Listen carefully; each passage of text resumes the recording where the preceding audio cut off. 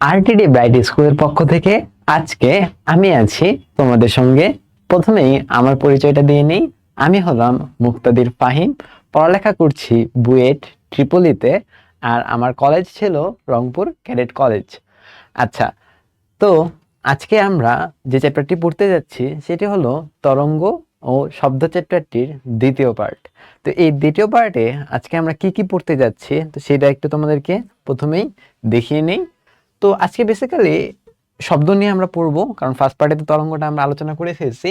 তো এই শব্দ নিয়ে, শব্দ এক প্রকার তরঙ্গ, তো এই শব্দ নিয়ে এখন যা যা আমাদের জানা লাগবে সেগুলো নিয়ে আমরা আলোচনা করব। স্পেশালি তোমার এই শব্দটা কিভাবে এক জায়গা থেকে আরেক জায়গায় ট্রান্সমিট হচ্ছে, বা এই শব্দের সাথে যে তরঙ্গের সম্পর্কটা কিরকম, বা এই মানুষের শব্দ সীমা বা শব্দ তরঙ্গের কি কি বৈশিষ্ট্য থাকতে হবে, এগুলো একটু আমরা দেখব।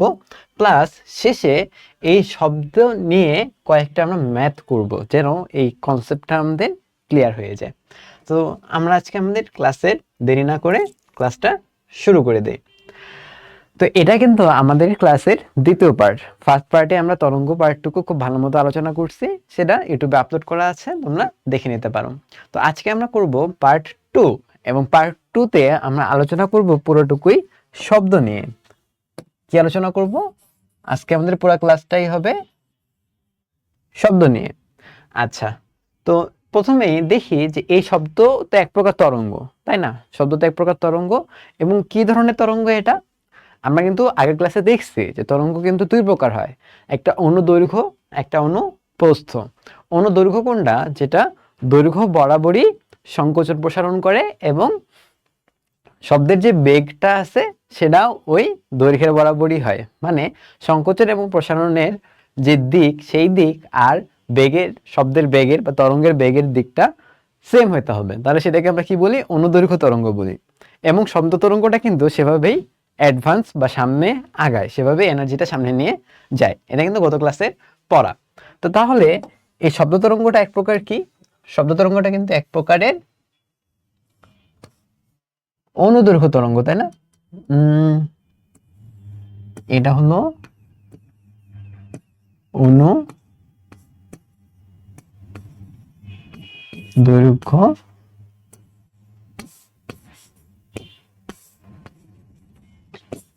তরঙ্গ। এখন এই শব্দ তরঙ্গের কি কি জানা লাগবে বা কি কি থাকা লাগবে? শব্দ তরঙ্গের ফার্স্ট অফ অল একটা উৎস থাকতে হবে। দেন এই শব্দ তরঙ্গ যে ট্রান্সমিট হবে তার জন্য একটা মাধ্যম থাকা লাগবে। আসলে যত প্রকার যান্ত্রিক তরঙ্গ আছে সবগুলাই এক জায়গা থেকে আরেক জায়গায় যাওয়ার জন্য কি লাগে? মাধ্যম লাগে, তাই না? যেহেতু শব্দ তরঙ্গ একটি যান্ত্রিক তরঙ্গ, তাই এই শব্দ তরঙ্গরও এক জায়গা থেকে আরেক জায়গায় যেতে অবশ্যই তোমার মাধ্যম লাগবে। দেন থার্ডে তোমার এই যে শব্দ যেজন শুনতেছে, এই শোনার জন্য একটা রিসিভার থাকতে হবে। রিসিভার না থাকলে শব্দ শুনবে কে, তাই না? তুমি শব্দ উৎপন্ন করলা, শব্দ ট্রান্সমিট করলা, বাট শব্দটাকে তো একজন শুনতে হবে, তাই না? তাহলে একজন রিসিভারও লাগবে। এটা হলো শব্দ তরঙ্গের জন্য এইসব জিনিসগুলো লাগবে। তো ফার্স্টেই দেখো এখানে বলছে যে পুরুষের গলার স্বর মোটা, মেয়েদেরটা তীক্ষ্ণ কেন? আমরা দেখছি যে মেয়েদের গলার ভয়েসটা একটু চিকন হয়, ছেলেদেরটা একটু মোটা হয়। তো কেন হয় এই জিনিসটা? এই জিনিসটা বোঝার জন্য আমাদের একটু বায়োলজি জানা লাগবে, তাই না? তো আমাদের যে এই যে আমি যে কথা বলতেছি, আমাদের এই ভয়েসটা কই থেকে উৎপন্ন হচ্ছে, তাই না? আমাদের এই ভয়েসটা উৎপন্ন হচ্ছে এই স্বরযন্ত্র থেকে। তো এই স্বরযন্ত্র আসলে ছেলেদেরটা যত বয়স যায়, বয়সন্ধিকাল পিরিয়ডটা যখন পার করে ফেলে, তখন কিন্তু এই ছেলেদের এই স্বরযন্ত্রটা মোটা হয়ে যায়। এই স্বরযন্ত্র মোটা হয়ে যাওয়ার কারণে ছেলেদের ভয়েসটা মোটা হয়, কিন্তু মেয়েদেরটা কিন্তু মোটা হয় না। সেই জন্য কিন্তু আমরা কি দেখতেছি যে পুরুষের গলার স্বরটা মোটা, কিন্তু মেয়েদেরটা তীক্ষ্ণ। তো এটা পুরাই আর কি বায়োলজিক্যাল ব্যাপার স্যাপার। বাট এই জিনিসটা কিন্তু তোমার বইয়ে আলোচনা করা হয়েছে, এবং বইয়ে আরো ডিটেলস আলোচনা করা হয়েছে যে এখানে আসলে শব্দের উৎস, শব্দের উৎসের উপর যে ডিপেন্ড করতেছে আমাদের এই শব্দ তরঙ্গটা, এটা এটা বোঝানোর জন্য তোমার এখানে বইয়ে আলোচনা করছে এই জিনিসটা আর কি। আচ্ছা, তাহলে তারপরে দেখো এই যে শব্দ যে মাধ্যমের উপর ডিপেন্ড করে, এই জিনিসটা বোঝার জন্য তোমার একটা এক্সপেরিমেন্টাল সেটআপ দেওয়া আছে বইয়ে। তো এই এক্সপেরিমেন্টাল সেটআপটা কিরকম? এটা হলো, এই সেটআপটাকে বলতেছে হলো বেল জার। মানে এটা জারের মধ্যে একটা বেল রাখছো, মানে বেল বলতে সাইকেলের বেল যেটা, তাই না? তো বেল যখন বাজাও তখন তো নর্মালি সাউন্ড উৎপন্ন হয়, এটা তো খুবই সহজ, হ্যাঁ বেল বাজালে তো সাউন্ড উৎপন্ন হবেই, খুব স্বাভাবিক একটা বিষয়। বাট সেই সাউন্ডটা শোনার জন্য তোমার একটা মাধ্যম লাগবে, তাই না? এই মাধ্যম যদি না থাকে তাহলে কিন্তু সেই সাউন্ড তোমার কান অব্দি এসে পৌঁছাবে না। সেটারই এক্সপেরিমেন্ট হলো এই এক্সপেরিমেন্টটা। তো দেখতেছো যে এই এক্সপেরিমেন্টে কি আছে, এই জারের মধ্যে তুমি একটা বেল রাখছো এবং তারপরে ঢাকনাটা কিন্তু লাগাই দিছো, এবং ঢাকনা লাগাই দেওয়ার পরে সামহাও এখান থেকে তুমি ভিতরে যে বাতাসটা আছে সেই বাতাসটাকে বাইরে বের করে ফেলছো। এরকম অনেক যন্ত্র দিয়ে আসলে করা যায়, এটা করা পসিবল, যে ভিতরে যে বায়ুটা আছে সেটাকে তুমি বের করে ফেলতেছো, ফলে ভিতরে একটা ভ্যাকুয়াম উৎপন্ন হচ্ছে, যেখানে বায়ুশূন্য একটা অবস্থা। তার মানে বায়ুশূন্য অবস্থা মানে কি, সেখানে কিন্তু কোনো মিডিয়াম নেই। তাহলে তুমি যদি একটা ইলেকট্রিক সার্কিটের মাধ্যমে এই বেলটা যদি বাজাও, শব্দটা কিন্তু উৎপন্ন হবে ঠিকই, কিন্তু ভেতরে কি কোনো মাধ্যম আছে? কোনো মাধ্যম না থাকার কারণে সেই সাউন্ডটা কিন্তু তোমার কানে এসে অবধি পৌঁছাবে না, কারণ ভিতরে তো কোনো মাধ্যম নাই। তাহলে কিভাবে ওই সাউন্ডটা প্রপাগেট করবে, এক জায়গা থেকে আরেক জায়গায় যাবে? যেহেতু যেতে পারবে না, তাই এই সাউন্ডটা উৎপন্ন হওয়া সত্ত্বেও তোমার কানে কিন্তু এসে পৌঁছাবে না। তাহলে এই যে এখানে যে বললাম যে উৎস, মাধ্যম, রিসিভার, এই যে উৎস নিয়েও আমরা আলোচনা করলাম, যে এটার আসলে অনেক বড় একটা এক্সাম্পল এটা, যে কেন পুরুষের গলার স্বর মোটা এবং মেয়েদেরটা তীক্ষ্ণ। কারণ এই যে দেখো, তোমার যখনই উৎসের মধ্যে চেঞ্জ আসতেছে তখনই আউটপুট, মানে যেটা তুমি শুনতেছো সেটার মধ্যেও চেঞ্জ আসতেছে। এখানে দেখো মাধ্যমের উপর কতটা ডিপেন্ড করে সেটা নিয়ে আলোচনা করলাম, যে মাধ্যম চেঞ্জ হওয়ার সাথে সাথেই, মানে মাধ্যমকে নাই করে দেওয়ার সাথে সাথে তুমি জিনিসটা শুনতেই পাচ্ছ না। অরিজিনেট হচ্ছে তুমি এখানে বায়ু দিয়ে দাও, মানে তোমার ভ্যাকুয়াম করার আগে, মানে বায়ু শূন্য করার আগে তুমি যদি সাউন্ডটা উৎপন্ন করো তাহলে কিন্তু ঠিকই শুনতে পারবা, কিন্তু যখনই ভ্যাকুয়াম করে ফেলতেছো তখন কিন্তু আর শুনতে পারতেছো না। তাহলে শব্দ যে মাধ্যমের উপর নির্ভর করে সেটাকে আমরা বুঝতে পারতেছি। আচ্ছা, এখন আসে মানুষের শব্দ সীমা। এই থার্ড জিনিসটা আসলো কই থেকে? ওই যে রিসিভার, তাই না? তো এখন রিসিভার কে? রিসিভার হলো মানুষই তো রিসিভার হবে, তাই না? মানুষই তো শব্দটাকে রিসিভ করবে, মানুষই তো শুনবে, মানুষই তো একজন আরেকজনের সাথে কথা বলবে, কেউ বলবে কেউ শুনবে। তো এই মানুষের শব্দ সীমাটা কত? মানুষের শব্দ সীমা হলো 20,000 থেকে 20 কিলো হার্টস। 20,000 থেকে 20 কিলো হার্টস, তাহলে এটা লিখি 20 হার্টস। এটা থেকে কত? এটা হলো 20,000 হার্টস। তাহলে 20,000 থেকে, সরি 20 হার্টস থেকে 20,000 হার্টস এই পর্যন্ত যে শব্দ সীমাটা আছে, এই শব্দ সীমাটাকে বলতেছে হলো তোমার মানুষের শব্দ সীমা। মানুষ কিন্তু এই 20 হার্টসের কমেও যেগুলো সাউন্ড আছে সেই সাউন্ডগুলো শুনতে পারে না, আবার 20,000 হার্টসের পরে যে সাউন্ডগুলো আছে সেই সাউন্ডগুলোও শুনতে পারে না। তাহলে এখান থেকে একটা জিনিস আমাদের উপলব্ধি আসা উচিত, যে আমরা অনেক সময় বলি যেটা আমরা চোখে দেখি না, যেটা আমরা শুনি না, যেটা আমরা যুক্তি দিয়ে উপলব্ধি করতে পারি না, সেই জিনিসটা আমি বিশ্বাস করি না। এই জিনিসটা কিন্তু তাহলে সত্যি না, কারণ সায়েন্স নিজেই বলতেছে যে মানুষ এই রেঞ্জের বাইরে সাউন্ড শুনতে পারে না, বাট এই রেঞ্জের বাইরেও কিন্তু সাউন্ড আছে। তাহলে তুমি কি সেটাকে অস্বীকার করবা? এখানে কিন্তু অস্বীকার করার কিছু নাই, কারণ অলরেডি সায়েন্স সেটাকে আবিষ্কার করে ফেলছে এবং এটা ডিটেক্ট করা যায়। বিভিন্ন ধরনের ইনস্ট্রুমেন্ট আছে, ইভেন তোমার ফোনেও তুমি অনেক কিছু ডিটেক্ট করতে পারো, তাই না? আমরা একটু পরে একটা এক্সাম্পল দেখব বাস্তব লাইফে বা প্রকৃতিতে এটাকে ডিটেক্ট করে একটা প্রাণী আছে যে এটাকে কাজে লাগায়, যে এই বেশি হার্টসের ফ্রিকোয়েন্সি ইউজ করে চলাচল করে। তোমরা মনে মনে প্রেডিক্ট করতে পারো, দেখি তোমাদের পরবর্তীতে তোমাদের প্রেডিকশনটা মিলে কিনা, একটু সামনেই আসবে। আচ্ছা, তো এখানে শব্দের তোর আর শব্দোত্তর নামে দুইটা টার্ম আছে। শব্দের তোর মানে কি? শব্দের তোর মানে হলো যে এই যে 20 হার্টজ, এই 20 হার্টজের থেকে কম। আর শব্দোত্তর, শব্দোত্তর মানে কি 20,000 হার্টজের থেকে বেশি। তাহলে 20 হার্টজের কম হইলে শব্দের তোর, আর 20,000 হার্টজের বেশি হইলে শব্দোত্তর। এটাকে হলো তোমার তুমি যদি ইংলিশে এই জিনিসটা একটু মনে রাখতে চাও তাহলে শব্দের তোর এটাকে বলবে হলো ইনফ্রা, আর শব্দোত্তর যেটা এটাকে বলবে হলো আল্ট্রা। তাহলে শব্দোত্তর যেটা সেটাকে কি বলতেছি? সেটাকে বলতেছে হলো, সরি, এটাকে বলতেছে হলো তোমার ইনফ্রা, তাই না? এটাকে কি বলতেছে? ইনফ্রাসাউন্ড।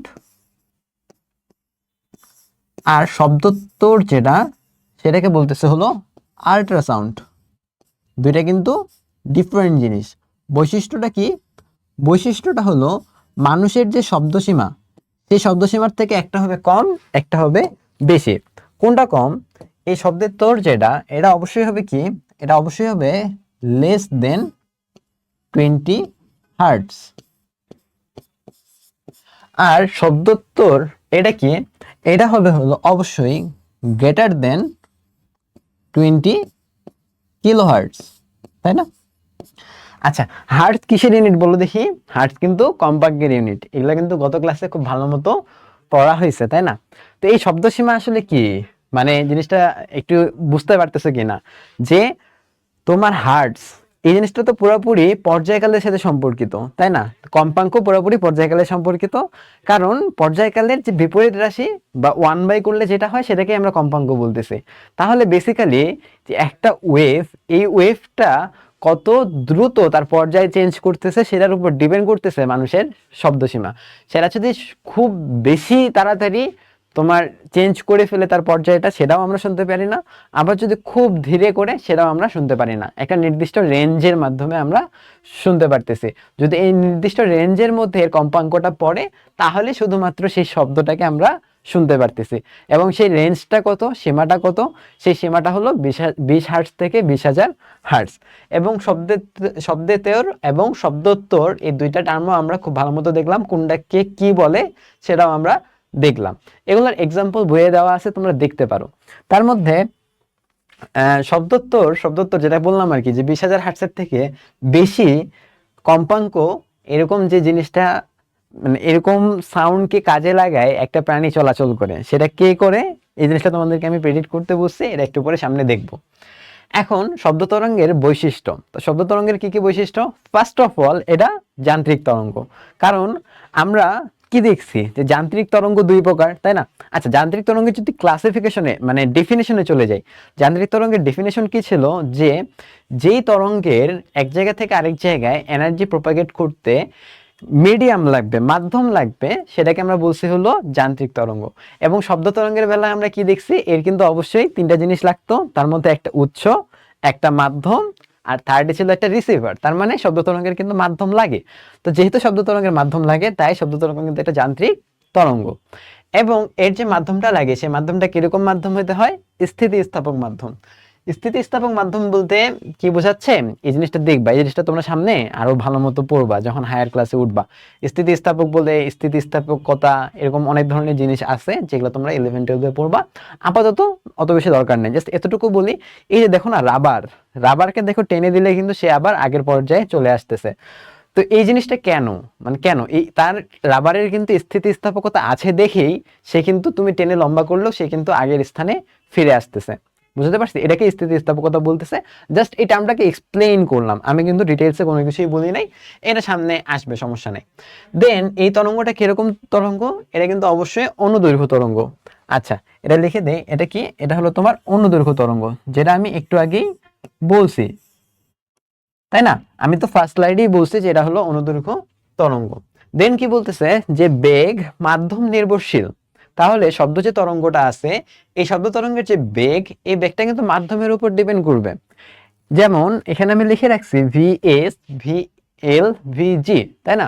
তাহলে VS is greater than VL, VL is greater than VG. তো এখানে ভিএস, ভিএল, ভিজি বলতে কি বোঝাচ্ছে? এস দ্বারা বোঝায় হলো সলিড, এল দ্বারা বোঝায় হলো লিকুইড, জি দ্বারা বোঝায় হলো গ্যাস। তার মানে তুমি যদি একটা কঠিন মাধ্যম নাও, এই কঠিন মাধ্যমে শব্দের যে বেগ, এবং তুমি যদি একটা তরল নাও, তরলের মধ্যে যে বেগ, আর একটা যদি গ্যাসিয়াস বস্তু নাও, তার মধ্যে যে বেগ, এই তিনটা বেগের মধ্যে যদি তুমি তুলনা করো, তাহলে কিন্তু কঠিন পদার্থের মধ্যে শব্দের বেগটা সবচেয়ে বেশি হবে। তারপরে হবে তরলের মধ্যে শব্দের বেগ, তারপরে হবে শেষে গিয়ে বায়ুর মধ্যে বা গ্যাসের মধ্যে শব্দের বেগ। তাহলে আমরা দেখতে পাচ্ছি যে অবশ্যই বেগ মাধ্যমের উপর নির্ভর করে। তাহলে এই জিনিসগুলো বুঝতে পারছো? আর আসলে মানে বুঝতে পারছো মনে, আশা করি। তো এই জিনিসটা একটু লিখে দিই যেন তোমরা ভালো মতো বুঝতে পারো যে ভিএস, ভিএল দ্বারা কি বোঝাচ্ছে। ভিএস, ভিএল আর হলো ভিজি। তাহলে এটা দ্বারা বোঝাচ্ছে, ভিএস দ্বারা হলো কঠিন মাধ্যমে শব্দের বেগ, কঠিন মাধ্যমে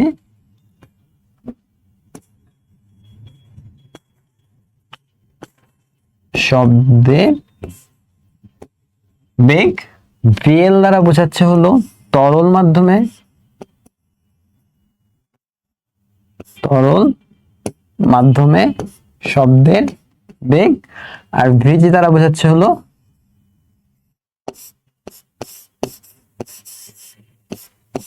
গ্যাসীয় মাধ্যমে শব্দের বেগ। তাহলে এই জিনিসটা তোমাদের নোট থেকে গেল, সেজন্য আমি তোমাদের লিখে দিলাম। দেন যে বৈশিষ্ট্যটা আসতেছে যে বেগ মাধ্যমের তাপমাত্রা ও আর্দ্রতা নির্ভরশীল। তাপমাত্রা তো আমরা বুঝি, তাই না, টেম্পারেচার যেটা আর কি। তো তাপমাত্রার সাথে কিরকম সম্পর্ক এটা মেনে চলবে সেটা আমরা সামনে দেখবো, সমস্যা নেই। বাট আপাতত যেটা মাথায় রাখতে হবে যে তাপমাত্রার উপর নির্ভরশীল, তাপমাত্রা চেঞ্জ হলে শব্দের বেগ চেঞ্জ হবে। এবং আর্দ্রতা নির্ভরশীল। আর্দ্রতা বলতে কি বোঝায়? আর্দ্রতা বলতে বোঝায় যে বাতাসে কতটুকু জলীয় বাষ্প আছে, তাই না। বাতাসে জলীয় বাষ্পের পরিমাণের উপর কিন্তু এটা নির্ভর করতেছে যে শব্দের বেগটা কত হবে। দেন তীব্রতা, শব্দের তরঙ্গ যে আছে, এই শব্দ তরঙ্গের যে তীব্রতা, তার আগে বলো তীব্রতা কাকে বলে। আমি কিন্তু আমার ফার্স্ট ক্লাসে তীব্রতা কি জিনিস এটা কিন্তু পড়াইছি। আবারও বলে দিচ্ছি যে একক ক্ষেত্রফলে এই তরঙ্গটা কতটুকু শক্তি নিয়ে যাচ্ছে তার পরিমাণকে আসলে বলতেছে হলো তীব্রতা। তো এই তীব্রতাটা আসলে বিস্তারের স্কোয়ারের সমানুপাতিক। তার মানে তুমি যদি বিস্তারকে দ্বিগুণ চেঞ্জ করো তাহলে তীব্রতা কতটুকু চেঞ্জ হবে বলতে পারো? যেমন আমি যদি বলি যে সাপোজ, আচ্ছা এখানে লিখি, সমস্যা নাই। এখানে যদি বলি যে বিস্তারকে যদি দ্বিগুণ করা হয়, কি করা হয়? বিস্তারকে দ্বিগুণ করা হলে তীব্রতা কত গুণ হবে?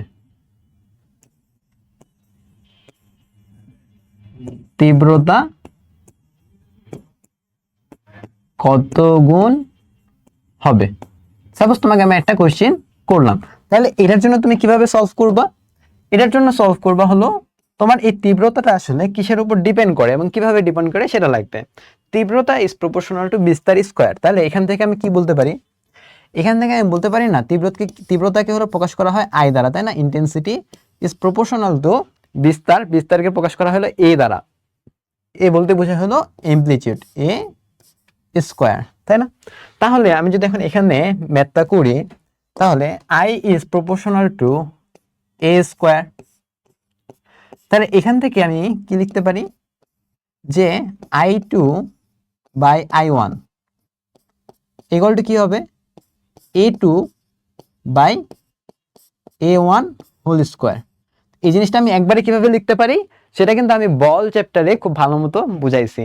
এই জিনিসটাকে একবার কিভাবে লিখতে পারি এটা যদি দেখতে চাও বা বুঝতে চাও তাহলে কিন্তু তোমরা ওই ভিডিওটাতে দেখতে পারো। আমি এখানে আর এটা নিয়ে এত বেশি আলোচনা করলাম না। আচ্ছা, তো আমাকে কি বলছে? বিস্তারকে দ্বিগুণ করা হয়েছে। যদি বিস্তারকে দ্বিগুণ করা হয় তাহলে আমি কি লিখতে পারি? বিস্তারকে দ্বিগুণ করা বলতে কি এটা বোঝায় না যে A2 এটা ইকুয়াল টু হবে হলো 2A1,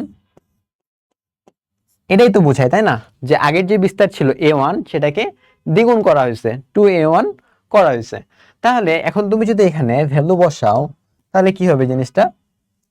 তাহলে কি কিছুটা এমন হবে না যে I2 by I1 equal to A2 এর ভ্যালু বসাই দাও। A2 এর ভ্যালু কত? 2A1 না, divided by A1 whole square. এই যে I2 ইকুয়াল টু 2A1 এটা বসাইলাম। তাহলে এখানে দেখো খুব সুন্দর মতো A1 কাটাকাটি চলে যাচ্ছে, 2 এর হোল স্কয়ার ইকুয়াল টু কত হবে? 4 হয়ে যাবে। আর যদি 4 হয় সেক্ষেত্রে আমি লিখতে পারি যে I2 ইকুয়াল টু 4A1, তাই না। তাহলে sorry, I2 equal to 4A1 না, I2 ইকুয়াল টু 4I1। তাহলে আগের যে তীব্রতা ছিল I1 তার থেকে I2 এই তীব্রতাটা কত গুণ বেশি? 4 গুণ বেশি। তার মানে বিস্তারকে দ্বিগুণ করলে তীব্রতা কিন্তু আমার 4 গুণ হয়ে যাচ্ছে। এই জিনিসটা আমরা ম্যাথমেটিক্যালি প্রুফ করলাম। আর যদি তুমি নর্মালি তুমি যখন এক্সপার্ট হয়ে যাবা তখন কিন্তু তোমাকে এত বেশি কিছু আর করা লাগবে না, ম্যাথমেটিক্যালি করার মতো ম্যাথ না। তোমার দেখতে হবে সম্পর্কটা কিরকম। সম্পর্ক হলো এ স্কোয়ারের সম্পর্ক। তাহলে এ কে যদি দ্বিগুণ করো তাহলে 2 গুণ করছো না, 2 কে স্কোয়ার করে দাও, যেহেতু সম্পর্কটা স্কোয়ারের। 2 কে স্কোয়ার করে দিলে কত হচ্ছে? 4 হচ্ছে। তাহলে অ্যান্সার কি হবে? 4 গুণ হয়ে যাবে। এটা কিন্তু মুখে মুখেই করা যায়। তারপরে দেখো কি বলছে, প্রতিফলন প্রতিসরণ। তো এই জিনিসটা আসলে শব্দ তরঙ্গের বৈশিষ্ট্য। শব্দ তরঙ্গ যেহেতু একটা তরঙ্গ তাই তরঙ্গের বৈশিষ্ট্য তো অবশ্যই শব্দ তরঙ্গের মধ্যে থাকবে, তাই না। প্রতিফলন প্রতিসরণ এই জিনিসটা কি, এটা কিন্তু শব্দ তরঙ্গের মধ্যেই আমি কিন্তু বলছি। স্টিল আবারও বলতেছি যে শব্দের যে প্রতিধ্বনি হয়, ইকো হয় না, যে আমরা যেমন পাহাড়ে যাই অনেক সময় ইকো করি, তো এই এই প্রতিধ্বনিটা কিন্তু এই শব্দের প্রতিফলনেরই একটা এক্সাম্পল। প্রতিফলন হচ্ছে, প্রতিফলন কখন হয়, যখন একটা মাধ্যম থেকে আরেকটা মাধ্যমে যায়, গিয়ে ধাক্কা খায় এই জিনিসটা আবার ফেরত আসে, এটাকে বলতেছে হলো প্রতিফলন। আর প্রতিসরণ কি, প্রতিসরণ হলো যখন একটা মাধ্যম থেকে আরেকটা মাধ্যমে যায় তখন তার মধ্যে একটা চেঞ্জ আসে, এই চেঞ্জটাকে বলতেছে হলো প্রতিসরণ। তার মানে যদি একটা মাধ্যম থেকে একটা মাধ্যমে না গিয়ে ফেরত আসে জিনিসটা, সেটাকে বলতেছে প্রতিফলন। আর যদি অন্য মাধ্যমে চলে যায় তাহলে তার মধ্যে যে চেঞ্জটা আসে সেই প্রপার্টিটাকে বলতেছে হলো প্রতিসরণ, তাই না? আচ্ছা, দেন উপরিপাতন। উপরিপাতন কি, যে দুইটা তরঙ্গকে তুমি একটার উপর আরেকটা রাখবা, তাহলে তাদের মধ্যে যে চেঞ্জ আসে সেই চেঞ্জটাকে বলতেছে হলো উপরিপাতন। আচ্ছা, প্রতিসরণ। প্রতিসরণের এক্সাম্পলটা দিয়ে নিই যে শব্দ তরঙ্গের প্রতিসরণ কিরকম। যে সাপোজ তুমি কথা বলতেছো সুইমিং পুলের উপরে, আর সুইমিং পুলে আরেকজন সুইমিং করতেছে পানির নিচে, তাহলে তোমার যে সাউন্ডটা এটা কি হবে, ওই পুলের যে সাঁতার কাটতেছে তার সে শুনতে পাবে, কিন্তু সে কিন্তু আসল যে সাউন্ড, এই আসল সাউন্ডটা কিন্তু শুনতে পারবে না, সে কিন্তু প্রতিসরণ যে হয়েছে যে সাউন্ডটা, সেই সাউন্ডটাকে শুনতে পারবে। বুঝতে পারছি? তাহলে এটা কিন্তু হলো তোমার প্রতিসরণের এক্সাম্পল। আচ্ছা, এটা তো দেখলাম, এটাও তো দেখলাম। এরপরে আসি, অলরেডি ম্যাথ চলে আসছে। আচ্ছা, একটু দাঁড়াও, আমি সেটা অন করে নিই। আচ্ছা, তাহলে এই ম্যাথটা করি। এই ম্যাথটাতে কি বলছে যে 1 কিলো হার্টজ কম্পনের, তাহলে কম্পন কত, কম্পন কিন্তু 1 কিলো হার্টজ, কম্পাঙ্ক কিন্তু আগেই তোমাকে দিয়ে দিছে। তাহলে যে জিনিসটা আগেই দিয়ে দিছে সেই জিনিসটাকে আমি মার্ক করে ফেলি। এই যে কি দিয়ে দিছে, দিছে হলো ফ্রিকোয়েন্সি। ফ্রিকোয়েন্সি ইকুয়াল টু হলো 1 কিলো হার্টজ। কম্পনের একটি সুর শলাকা বা টিউনিং ফর্ক দিয়ে শব্দ তৈরি করে সেটি বাতাসে, সুর শলাকা বা টিউনিং ফর্ক কি, এটা দিয়ে আসলে শব্দ উৎপন্ন করা যায়, বুঝতে পারছো? এটা একটা ইনস্ট্রুমেন্ট, সো এটা এতটুকু জানলেই হবে, আর বেশি কিছু লাগবে না। শব্দ তৈরি করে সেটি বাতাসে, পানিতে এবং লোহার ভিতর দিয়ে প্রবাহিত হতে দিয়ে তার বেগ নির্ণয় করে দেখা গেছে শব্দের বেগ এত, পানিতে এত, লোহার ভিতরে এত, কোন মাধ্যমে তরঙ্গ দৈর্ঘ্য কত। তাহলে এখানে কি করছে, এই যে শব্দ, এই শব্দের বেগটা আমরা কি বলছিলাম, মাধ্যমের উপর নির্ভর করে। এখানে কিন্তু ওই জিনিসটি আমরা ম্যাথমেটিক্যালি করব। সেটাকে প্রথমে একবার কঠিন একটা মাধ্যমে নিয়ে যাওয়া হয়েছে, যেমন লোহা, তারপর একটা তরল পদার্থের মধ্যে নিয়ে যাওয়া হয়েছে যেমন পানি, তারপরে একটা বায়বীয় পদার্থের মধ্যে নিয়ে যাওয়া হয়েছে যেমন বাতাস। তাহলে এখন আমরা দেখব যে কোন মাধ্যমে এর বেগ কিরকম হবে। এখন যখন আমরা তরঙ্গটা পড়ছিলাম তখন কিন্তু আমরা খুব ভালো মতো পড়ছিলাম যে তরঙ্গের যে কম্পাঙ্ক আছে এই কম্পাঙ্ক কিন্তু কখনোই চেঞ্জ হয় না। তুমি যতই এক মাধ্যম থেকে আরেক মাধ্যমে নিয়ে যাও কম্পাঙ্ক কিন্তু চেঞ্জ হবে না।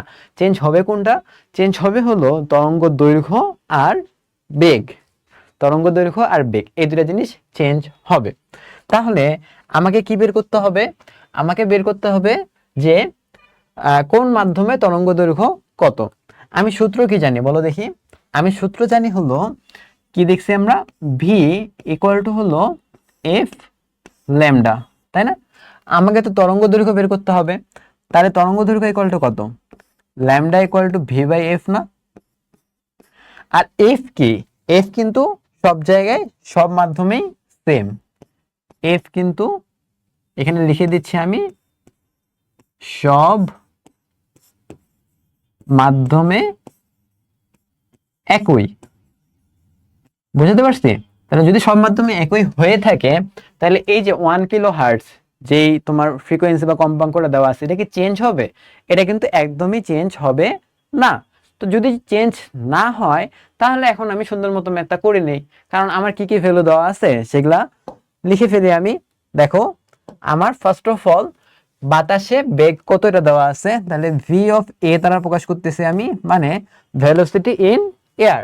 তাহলে ভেলোসিটি ইন এয়ার কত, 334 মিটার পার সেকেন্ড। দেন ভেলোসিটি পানিতে দেওয়া আছে, পানির বেগ দেওয়া আছে, তাহলে এটা কি দ্বারা প্রকাশ করব, ভি ডাব্লিউ। তার মানে কি ভেলোসিটি ইন ওয়াটার, এই জন্য এটাকে ভি ডাব্লিউ দ্বারা প্রকাশ করতেছে।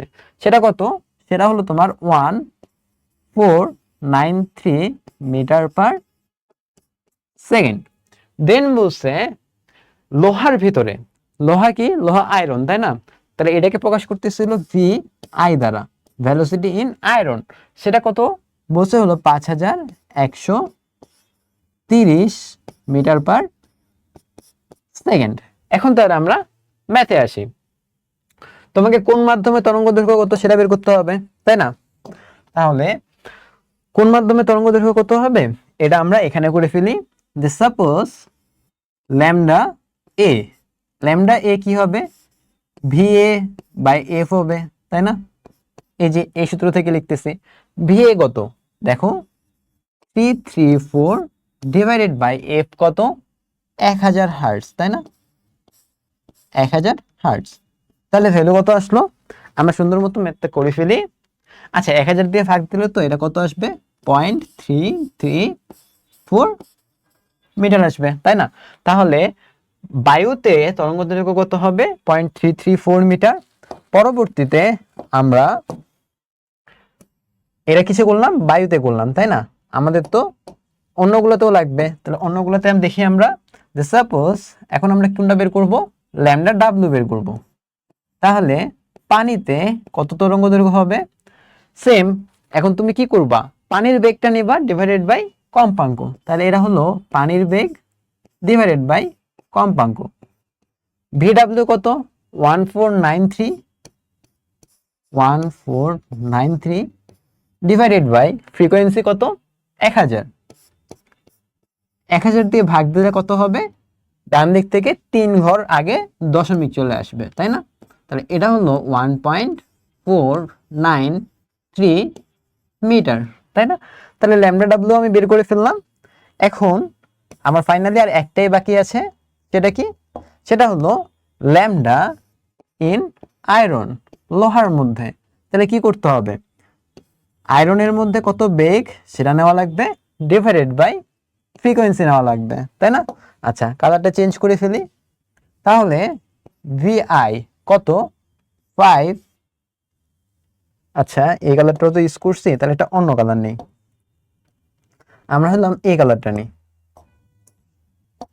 তাহলে ভিআই এটা কত 5130 ডিভাইডেড বাই ফ্রিকোয়েন্সি কত 1000।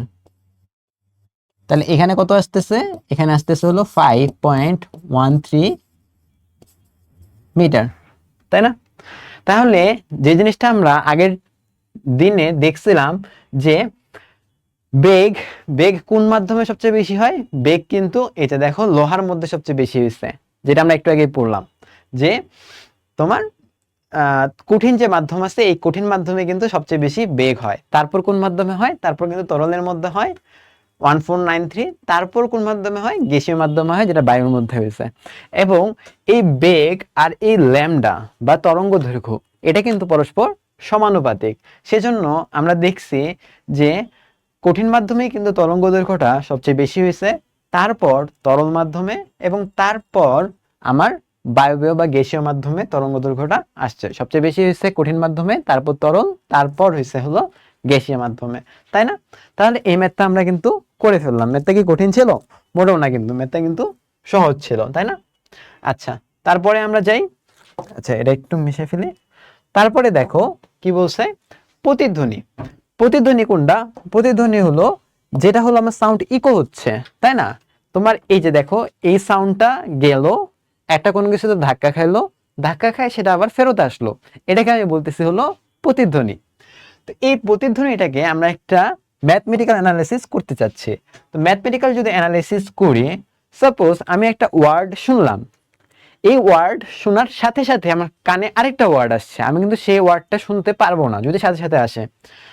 একটা ওয়ার্ডের সাথে আরেকটা ওয়ার্ড আসার মধ্যে যে ডিফারেন্স, এই ডিফারেন্সটা অবশ্যই কত হতে হবে, 0.1 সেকেন্ড হতে হবে। মানে দুইটা ওয়ার্ডের মধ্যে অবশ্যই 0.1 সেকেন্ডের একটা গ্যাপ থাকা লাগবে তুমি যদি সেটা বুঝতে চাও। কারণ একটা ওয়ার্ড শুনলে সেই অনুভূতিটা তোমার মধ্যে 0.1 সেকেন্ড পর্যন্ত থাকেই। তাহলে 0.1 সেকেন্ড পর্যন্ত যেহেতু ওই অনুভূতিটাই থাকতেছে, তুমি কি নতুন ওয়ার্ড শুনতে পারবা ওই টাইমে, নতুন শব্দ শুনতে পারবা? নতুন শব্দ কিন্তু শুনতে পারবা না, যেহেতু নতুন শব্দ শুনতে পারবা না, তাহলে দুইটা শব্দ ডিস্টিংগুইশ মানে আলাদাভাবে আলাদা করে শোনার জন্য তার দুইটা শব্দের মধ্যে কত পার্থক্য থাকতে হবে? 0.1 সেকেন্ডের পার্থক্য থাকতে হবে। তো 0.1 সেকেন্ডের যদি পার্থক্য থাকতে হয়, তাহলে আমি দেখি যে কতটুকু দূরত্ব থাকতে হবে, এটাও একটা দেখার বিষয়, তাই না? তাহলে দেখো এখানে কিন্তু ছিল 334, তো আমরা নর্মালি হলো 330 ধরেই করি, যে শব্দের বেগ এটা কিন্তু হলো তোমার বাতাসে নর্মালি 330 ধরে করা হয়, বুঝতে পারছো? মানে বাতাসের ক্ষেত্রে আর কি। তোমাদের বইয়ে দেখবা এই ভ্যালুগুলা দেওয়া আছে, আমার স্লাইডেও আছে সামনে, সমস্যা নাই, স্লাইড দেখলেও হবে। তাহলে কি বললাম, শব্দের বেগ কত হচ্ছে? শব্দের বেগ আমরা জানি, শব্দের বেগ হলো তোমার 330 মিটার পার সেকেন্ড। তাহলে এটা হলো শব্দের বেগ কত? 330 মিটার পার সেকেন্ড। দুইটা ওয়ার্ড যদি আমি শুনতে চাই, তাদের মধ্যে গ্যাপ থাকা লাগবে 0.1 সেকেন্ডের। তাহলে আমি দেখি যে 0.1 সেকেন্ডে এই শব্দটা আসলে কতটুকু দূরত্ব অতিক্রম করে। এটা তো 1 সেকেন্ডে অতিক্রান্ত দূরত্ব, তাই না? বেগ বলতে আসলে কি বোঝায়? বেগ বলতে তো এটাই বোঝায়, তাই না, যে 1 সেকেন্ডে কতটুকু দূরত্ব অতিক্রম করতেছে। তাহলে এটা হলো 1 সেকেন্ডে অতিক্রান্ত দূরত্ব, অতিক্রান্ত দূরত্বটা কত? দূরত্বটা হলো 330 মিটার, তাই না? তাহলে এখন দেখি যে 0.1 সেকেন্ডে কত হচ্ছে।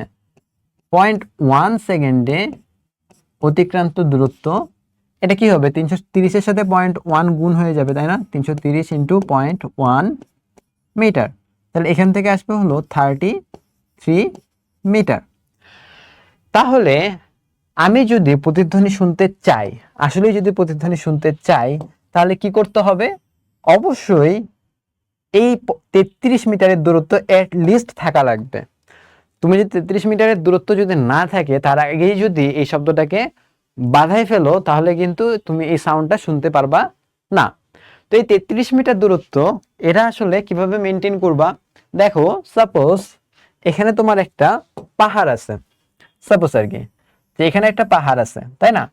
আর তুমি মনে করো এখানে দাঁড়ায় আছো, তুমি মনে করো এখানে দাঁড়ায় আছো, তাহলে কি হবে? এই দূরত্বটা কত হইতে হবে এটা একটু বুঝো। এই দূরত্বটা এর মাঝে, তোমার মাঝে পাহাড় আর তোমার মাঝে দূরত্ব কতটুকু হইতে হবে? পাহাড় আর তোমার মাঝে দূরত্ব কি 33 মিটার হতে হবে? হ্যাঁ, আমি যে বললাম যে দুইটার মাঝে যদি দূরত্ব 33 মিটার হয়, তাহলে তুমি প্রতিধ্বনি শুনতে পারবা। এখন কথা হলো, পাহাড় আর তোমার মাঝে কি 33 মিটার হওয়া লাগবে নাকি অন্য কোনো কিছু? এটা কি বলতে পারবা? দেখো, 33 মিটার কিন্তু শব্দটাকে অতিক্রান্ত করতে হবে, তাই না? এমন না যে তোমার আর তার মধ্যে, তোমার আর পাহাড়ের মধ্যে 33 মিটার থাকতে হবে দূরত্ব, এরকম কিন্তু বিষয়টা না। বিষয়টা হলো শব্দ কতটুকু দূরত্ব অতিক্রান্ত করতেছে। তাহলে এই যে দেখো, তুমি যে শব্দটা বলবা সেটা এখানে যাবে, এই শব্দটাই কি আবার এখানে ফেরত আসবে না? এই শব্দটাই এখানে যাবে, এই শব্দটাই কিন্তু এখানে ফেরত আসবে। তাহলে তোমাদের মধ্যে যে দূরত্ব, সাপোজ যে তোমাদের মধ্যে এটা হলো দূরত্ব, তাই না? এই দূরত্বটা কতটুকু? ধরে নাও তুমি এই দূরত্বটা হলো তোমার ডি পরিমাণ। যদি এই দূরত্বটা ডি পরিমাণ হয়, তাহলে শব্দ কতটুকু দূরত্ব অতিক্রান্ত করবে?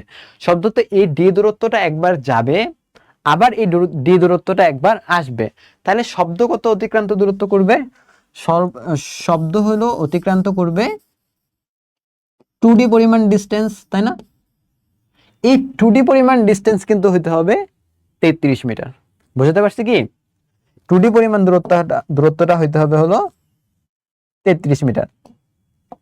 তাহলে 2D যদি 33 মিটার হয়, সাপোজ যে 2D এটা যদি 33 মিটার হয়, তাহলে ডিস্টেন্সটা কত হবে? ডি কত হবে? ডি ইকুয়াল টু হবে হলো 16.5 মিটার। তাহলে পাহাড় আর তোমার মাঝে যদি দূরত্ব 16.5 মিটার হয় অথবা তার বেশি হয়, তাহলে কিন্তু তোমার সমূহ একটা সম্ভাবনা আছে তোমার এই প্রতিধ্বনিটা শোনার, তাই না? তাহলে তুমি যেই কথাগুলো বলবা, সেই কথাটা তখন ওই পাহাড়ে যে ধাক্কা খায় যখন আবার রিফ্লেক্ট করবে আবার মানে প্রতিফলিত হবে, তখন কিন্তু তুমি এই প্রতিধ্বনি শুনতে পারবা। কারণ এই দুইটা ওয়ার্ডের মধ্যে তখন যে পার্থক্য থাকবে সেই পার্থক্যটা হবে তখন 0.1 সেকেন্ডের, এবং 0.1 সেকেন্ডের মধ্যে যদি কোনো পার্থক্য থাকে তাহলে সেই শব্দটা কিন্তু আমরা শুনতে পাই, তাই না? তাহলে প্রতিধ্বনি জিনিসটা বুঝতে পারছো আশা করি। আচ্ছা, এখন তোমাকে যদি কোনো একটা ম্যাথ দিয়ে বলে যে এখানে প্রতিধ্বনি শোনা যাবে কি না, তাই না, তাহলে তুমি কিভাবে জাজ করবা? তুমি জাজ করবা যে তোমার পাহাড়টা তোমার সামনে কত দূর আছে। পাহাড়টা কিন্তু অবশ্যই তোমার থেকে উঁচু পর্যায়ে থাকতে হবে, তাছাড়া তো তোমার কথাটা তো রিফ্লেক্ট খায় আবার আসবে না। এটা তো আসলে প্রতিধ্বনি কিসের এক্সাম্পল? প্রতিধ্বনি তো আসলে হলো তোমার প্রতিফলনের এক্সাম্পল, তাই না? যে একটা মাধ্যম থেকে আরেকটা মাধ্যমে যাবে, ওখান থেকে সে আবার ব্যাক করবে। তাহলে পাহাড়টা যদি তোমার থেকে উঁচু হয় তাহলে ওখানে যে ধাক্কা খাবে, ধাক্কা খায় আবার ব্যাক করবে। তো সেক্ষেত্রে কি হবে? সেক্ষেত্রে এই পার্থক্যটা, মানে তোমার যে শব্দের দুইটা শব্দের মধ্যে ডিফারেন্স কতক্ষণের হচ্ছে সেটা চেক করবা। সেটা যদি 0.1 সেকেন্ডের ডিফারেন্স হয় তাহলে তুমি বলতে পারো যে হ্যাঁ প্রতিধ্বনি শোনা যাবে। বাট যদি সেই সময়ের পার্থক্যটা 0.1 সেকেন্ডের থেকে কম হয় তাহলে কিন্তু সেটা শোনা যাবে না। যদি বেশি হয় তাহলে কিন্তু শোনা যাবে, আবার তাহলে কিন্তু সমস্যা নাই, তাহলে কিন্তু সমস্যা নাই। বাট অ্যাট লিস্ট 0.1 সেকেন্ড হতে হবে। বুঝতে পারছি? আচ্ছা, তারপর দেখো বাদুড় রাতে কিভাবে উড়ে। তাহলে এই যে তোমাদের যে একটা কথা বললাম একটু আগে, যে একটা প্রাণী আছে যেই প্রাণী আল্ট্রাসনিক সাউন্ড বা 20,000 হার্টজের বেশি কম্পাঙ্ক এই সাউন্ড ইউজ করে চলাচল করে, সেটাকে, সেটা হলো এই যে এই বাদুড়। তো এই বাদুড় রাতে কিভাবে উড়ে? রাতে দেখো, রাতে তো আসলে অন্ধকার, তাই না? তো রাতে তো নর্মালি দেখা যাওয়ার কথা না, বাট বাদুড় কিন্তু রাতে উড়ে বেড়ায়। সো এই বাদুড়টা আসলে কিভাবে উড়ে এটা তো আমাকে জানা লাগবে, এটা তো আমাকে বোঝা লাগবে, তাই না? এটা কিন্তু পুরাটাই শব্দের একটা খেলা। কিভাবে শব্দের খেলা? বাদুড় কিন্তু এই শব্দের প্রতিধ্বনিটাকে, এই মানে প্রতিধ্বনি যে বৈশিষ্ট্যটা আছে শব্দের, এটাকে একদম 100% কাজে লাগায়। সে মনে করো উড়ে বেড়াচ্ছে আকাশে, সে কন্টিনিউয়াসলি 20,000 হার্টজের থেকে বেশি, যেটা আমরা শুনতে পাই না, কিন্তু বাদুড় কিন্তু শুনতে পায়। কন্টিনিউয়াসলি একটা সাউন্ড করতেছে, এবং এই সাউন্ডটা যদি রিফ্লেক্ট হয়ে তার কানের মধ্যে চলে আসে তাহলে কিন্তু সে বুঝতে পারে, মানে সে কতক্ষণ পর রিফ্লেক্টটা আসতেছে, কতক্ষণ পর রিফ্লেকশন আসতেছে। যখনই সে দেখবে যে রিফ্লেকশন আর আসতেছে না, তখন কিন্তু বুঝতে হবে সামনে একটা বাধা আছে। কারণ রিফ্লেকশন আসতেছে না তার মানে কি? তার মানে হলো সে একদম অবস্টেকেলের সামনে চলে গেছে, ফলে রিফ্লেক্ট কথা বললেও সে কথাটা রিফ্লেক্ট করতেছে না। যদি দূরত্ব থাকে তাহলে তো রিফ্লেকশন আসবে, তাই না? তাহলে তো সেটা শুনতে পাবে। যে যখন অনেক কাছে চলে আসবে, তখন যখন আর প্রতিধ্বনি শুনতে পাবে না, তখন বাদুড় বুঝবে যে হ্যাঁ সামনে কিছু একটা আছে, এখন আমার আর সামনে যাওয়া যাবে না। আবার তোমার এক একটা প্রতিধ্বনি ফিরে আসতে কতক্ষণ লাগতেছে এটার উপর ডিপেন্ড করে সে বুঝবে যে তার এই সামনে যে বাধাটা আছে সেটা কত দূরে আছে। তো এভাবে কিন্তু বাদুড় পুরোপুরি তোমার প্রতিধ্বনি ফিচারটাকে কাজে লাগায় তোমার রাতে চলাচল করে। তাহলে অ্যান্সারটা কি হবে? অ্যান্সারটা হবে হলো প্রতিধ্বনি মাধ্যমে, প্রতিধ্বনির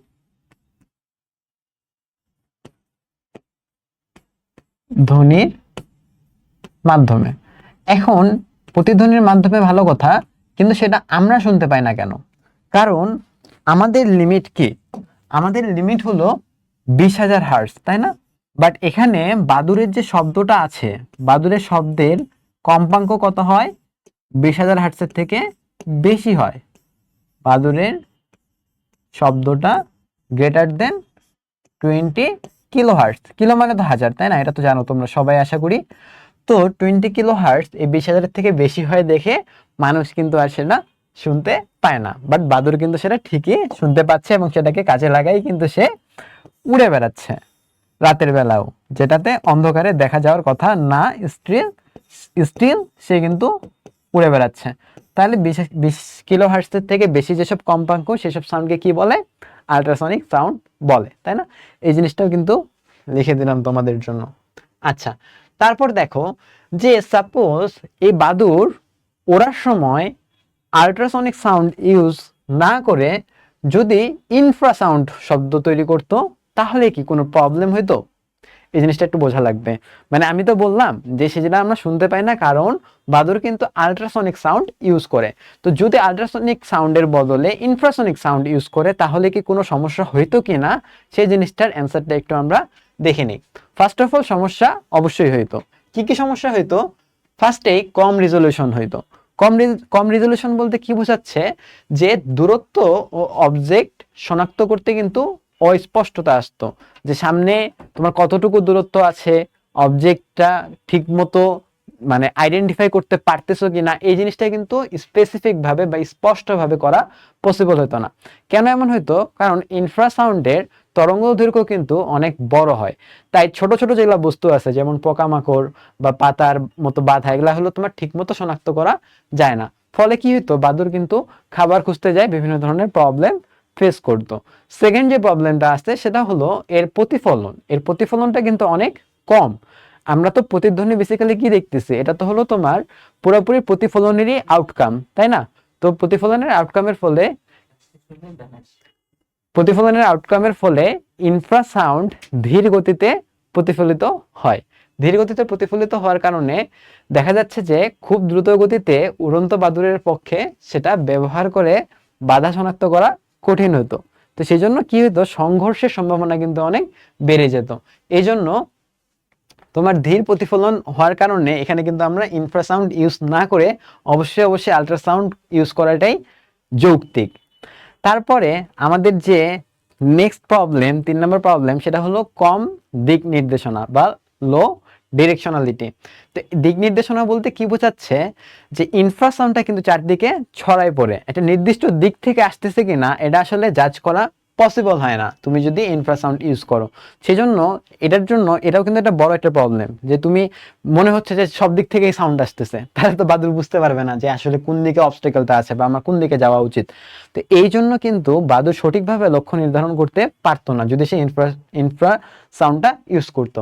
তো সেই জন্য আমাদের অবশ্যই আল্ট্রাসাউন্ডটা ইউজ করাটাই যৌক্তিক, এবং আল্লাহ তাআলা আসলে এভাবেই সবকিছু প্রিপেয়ার করছেন যে প্রকৃতিগতভাবেই সব ঠিক থাকবে।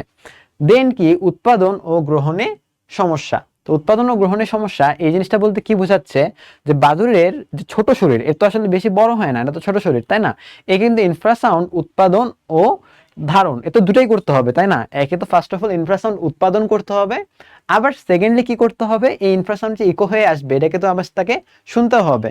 এই বাদুড়ের এই ছোট শরীর এটা কিন্তু করতে পারবে না, কারণ এরা আসলে তার জন্য সমস্যাকর। ইনফ্রাসাউন্ড কারা উৎপন্ন করে? নর্মালি উৎপন্ন করে হলো বড় বড় প্রাণী, যেগুলা যেমন হাতি, তিমি, এগুলা ব্যবহার করে। বুঝতে পারছি তাহলে কি কি প্রবলেম হবে? তারপরে দেখো শব্দের বেগের পার্থক্য। তো এই শব্দের বেগের পার্থক্য কিন্তু বিভিন্ন ফ্যাক্টরের উপর ডিপেন্ড করে।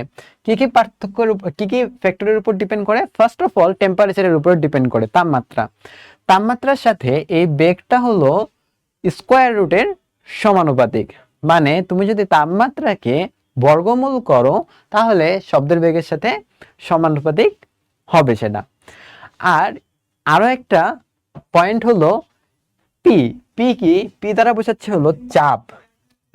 এটা লিখে রাখি, চাপ। তার মানে শব্দের যে বেগ আছে এটা কিন্তু বাতাসের চাপের উপর নির্ভর করে না। বাতাস বলতে মাধ্যম আর কি। তার মানে এটা কিন্তু মাধ্যমের চাপের উপর নির্ভর করে না, নির্ভর করে কিসের উপরে? ফার্স্ট পয়েন্টটা দেখলাম যেটা তাপমাত্রার উপর নির্ভর করে, এবং কিভাবে নির্ভর করে সেটাও কিন্তু আমরা দেখতেছি যে মাধ্যমের তাপমাত্রার সাথে কি কি সম্পর্ক? বর্গমূলের সম্পর্ক, তাই না? আচ্ছা, থার্ড যে পয়েন্টটা এটা হলো রো। রো কি? রো হলো ঘনত্ব। এখানে একটু লিখে দিই তোমাদের জন্য, কালার দিলাম হলো সবুজ। তাহলে রো দ্বারা কি বোঝাচ্ছে? রো দ্বারা কিন্তু বোঝাচ্ছে হলো ঘনত্ব। তার মানে এই যে শব্দের যে বেগ আছে এই শব্দের বেগটা কিন্তু ঘনত্বের উপরে ডিপেন্ড করতেছে।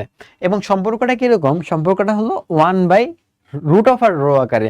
তার মানে ঘনত্বের বর্গমূলের সাথে ব্যস্তানুপাতিক। তার মানে ঘনত্ব যদি কমে শব্দের বেগ কিন্তু বৃদ্ধি পাবে। এখন ঘনত্ব কমে কিভাবে? বাতাসে যদি জলীয় বাষ্পের পরিমাণ বেড়ে যায় তাহলে কিন্তু ঘনত্ব কমে যায়। কারণ ঘনত্ব ইকুয়াল টু আমরা কি জানি আবার বলো দেখি? রো ইকুয়াল টু m/v, তাই না? রো ইকুয়াল টু m/v, মানে একক আয়তনে কতটুকু ভর থাকতেছে এটা হলো আমার রো বা ঘনত্ব। এখন নর্মাল বায়ুর যে ভর একক আয়তনে সেটা নর্মালি বেশি হয়, বাট যদি তুমি জলীয় বাষ্প অ্যাড করে দাও, জলীয় বাষ্প মানে কি? জলীয় বাষ্প মানে হলো পানি, তাই না? তো পানির ভর কত? পানির ভর হলো মাত্র 18, অক্সিজেনের 16 আর হাইড্রোজেনের 2টা 18। তো তখন কিন্তু নর্মাল বায়ুর থেকে এই জলীয় বাষ্পের ভর কম হওয়ার কারণে একক আয়তনে এই ভরের পরিমাণটা কিন্তু কমে যায়, ফলে জলীয় বাষ্পের বৃদ্ধি পাইলে ঘনত্ব কমে যায়, আর ঘনত্ব কমে গেলে বাতাসের যে বেগ আছে সেই বেগটা আবার বৃদ্ধি পাবে, কারণ সম্পর্ক তো ব্যস্তানুপাতিক। রো কমলে ভি বাড়বে, আর রো বাড়লে ভি কমবে, আর জলীয় বাষ্প আসলে কি হচ্ছে? রো কমে যাচ্ছে, সুতরাং ভি বৃদ্ধি পাবে। জিনিসটা বোঝাতে পারছি আশা করি। দেন 4 নাম্বার ফ্যাক্টর হলো মাধ্যমের স্থিতিস্থাপকতা। স্থিতিস্থাপকতার উপর ডিপেন্ড করতেছে। যেমন হলো আমরা দেখলাম যে কঠিন মাধ্যমে সবচেয়ে বেশি বেগ থাকে, তারপর তরলে, তারপর গ্যাসীয় মাধ্যমে সবচেয়ে কম বেগ থাকে। তাহলে এগুলো হলো শব্দের বেগের উপর ডিপেন্ড করতেছে। এসব ফ্যাক্টর মানে এসব ফ্যাক্টরের উপর শব্দের বেগ ডিপেন্ড করতেছে। আবারও বলে কি কি? প্রথমেই টেম্পারেচার, তাহলে হলো তাপমাত্রার উপর ডিপেন্ড করতেছে।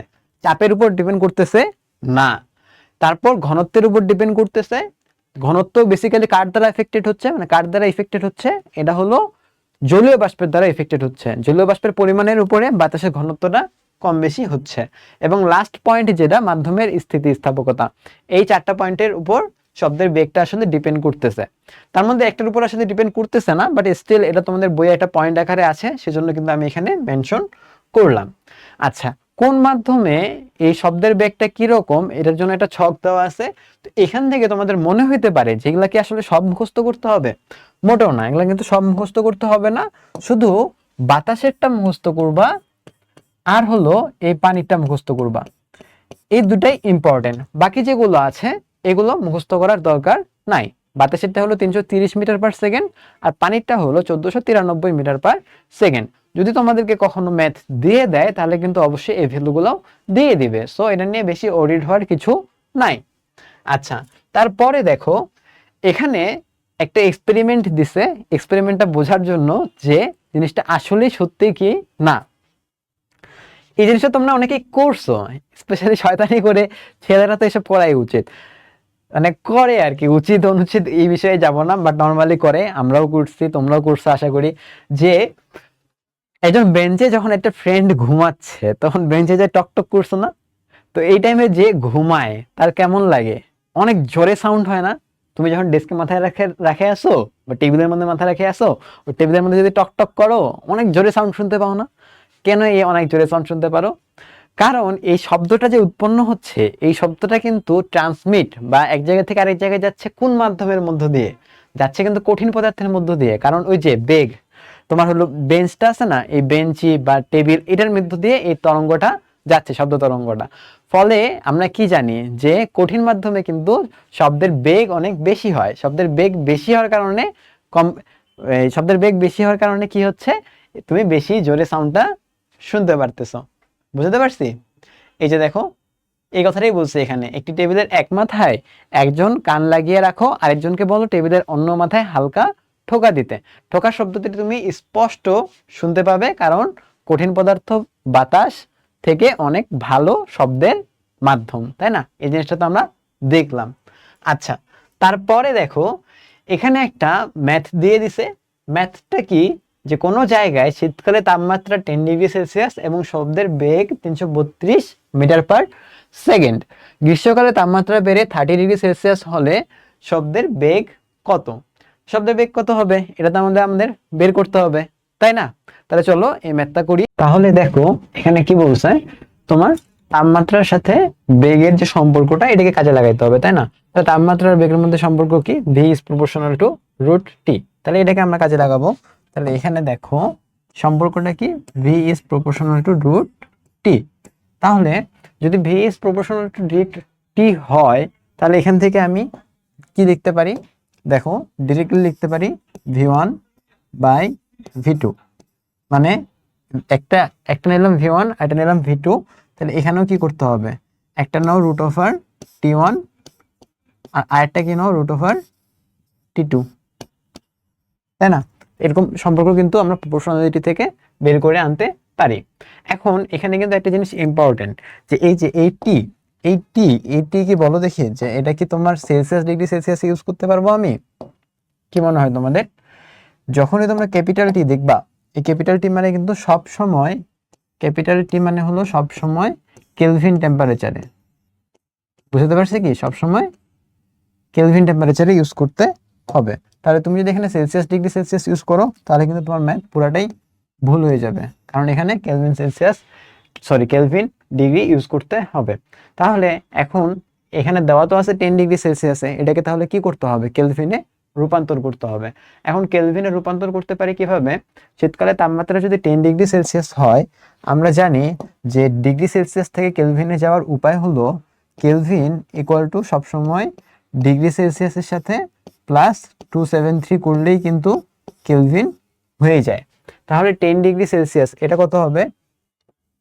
10 ডিগ্রি সেলসিয়াস হবে হলো তোমার 10 ডিগ্রি সেলসিয়াস এটা হবে হলো 10 +273 ইকুয়াল টু হলো তোমার 283 কেলভিন, তাই না?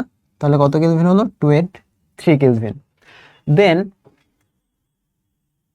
গ্রীষ্মকালে তাপমাত্রা বেড়ে কত হয়েছে? 30 ডিগ্রি সেলসিয়াস। এই যে এই 10 ডিগ্রি সেলসিয়াস এদিকে সাপোজ আমি ধরে নিচ্ছি যে এটা হলো তোমার T1। T1 কত? T1 হলো 10 ডিগ্রি সেলসিয়াস, এটাকে কেলভিনের 283 কেলভিন বানিয়ে ফেললাম আমি। এখন T2 যেটা, এটা সাপোজ মনে করো যে তোমার গ্রীষ্মকালের যে তাপমাত্রা সেটা কত দেওয়া আছে? দেওয়া আছে হলো 30 ডিগ্রি সেলসিয়াস। তাহলে এটা হবে 30 ডিগ্রি সেলসিয়াস, কিন্তু আমাকে ইউজ করতে হবে কোনটা? আমাকে ইউজ করতে হবে কেলভিনে। তাহলে 30 + 273 এখান থেকে হয়ে যাবে হলো 303 কেলভিন, তাই না? 303 কেলভিন যদি হয়ে যায় তাহলে আমি মোটামুটি আমার জিনিসটা দাঁড় হয়ে গেল। এখন এই জিনিসটাকে আমি পুরো সেপারেট করে ফেলি। এখানে আমি লাইন টেনে দিলাম এবং এটার কালার দিয়ে দিলাম হলো এটা। আচ্ছা, এখন তাহলে আমাকে কি করতে হবে? রেশিও বের করতে হবে। তার আগে আমার কিন্তু আরেকটা জিনিস দেওয়া আছে, যে শীতকালে যে শব্দের বেগ এটা কত? এটা হলো 332 মিটার/সেকেন্ড। তাহলে আমি শীতকালে তাপমাত্রা কি ধরছি? T1 ধরছি।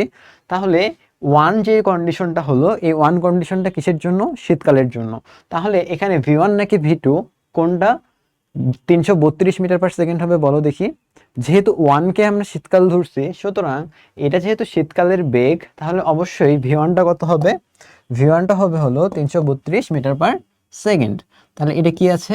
এটা হলো দেওয়া আছে V1 = 332 মিটার/সেকেন্ড। এটা লিখে দিতে পারো তোমরা যে এটা দেওয়া আছে। আচ্ছা, তাহলে এই পর্যন্ত জিনিসটা আমাদের ক্লিয়ার হয়েছে কিনা? আশা করি ক্লিয়ার হয়েছে। তাহলে এখান থেকে তোমার আসলে কিসের ভ্যালু বের করতে হবে? V2 এর ভ্যালু, তাই না? তাহলে তুমি ফার্স্টে এটাকে উল্টায় নাও। তাহলে V2/V1 ইকুয়াল টু কি হবে দেখো? √T2/T1। তাহলে এখান থেকে আমি কি লিখতে পারি? V2 ইকুয়াল টু হবে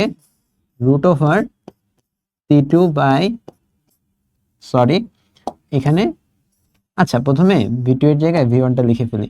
V1 কে যেহেতু ওদিকে পাঠিয়ে দিচ্ছি, তাহলে এখানে হবে V1 √T2, আচ্ছা, √T2/T1, তাই না? এখন এখানে কি করতে হবে? আমাকে জাস্ট মানগুলা বসাইতে হবে। তাহলে মানগুলা বসাইলেই কিন্তু হয়ে যাচ্ছে। তাহলে আমি কি করতে পারি? আমি এই ক্যালকুলেশনটা আবার এখান থেকে শুরু করতেছি। তাহলে দেখো কি হবে? V2 ইকুয়াল টু হবে V1 এর ভ্যালু কত দেওয়া আছে? 332 মিটার/সেকেন্ড ইন্টু √T2 এর ভ্যালু কত বের করলাম আমি? 303 কেলভিন ডিভাইডেড বাই T1 এর ভ্যালু কত? 283 কেলভিন। তাহলে এখান থেকে আমি এখন বের করে ফেলি। তাহলে কত আসবে অ্যান্সার দেখি? 332 ইন্টু √303 ডিভাইডেড বাই 283। অ্যান্সার আসতেছে 343.53। তাহলে কত হচ্ছে? 34.53 মিটার পার সেকেন্ড। এটাই কিন্তু আমার V2 এবং এটাই কিন্তু আমার ফাইনাল অ্যান্সার।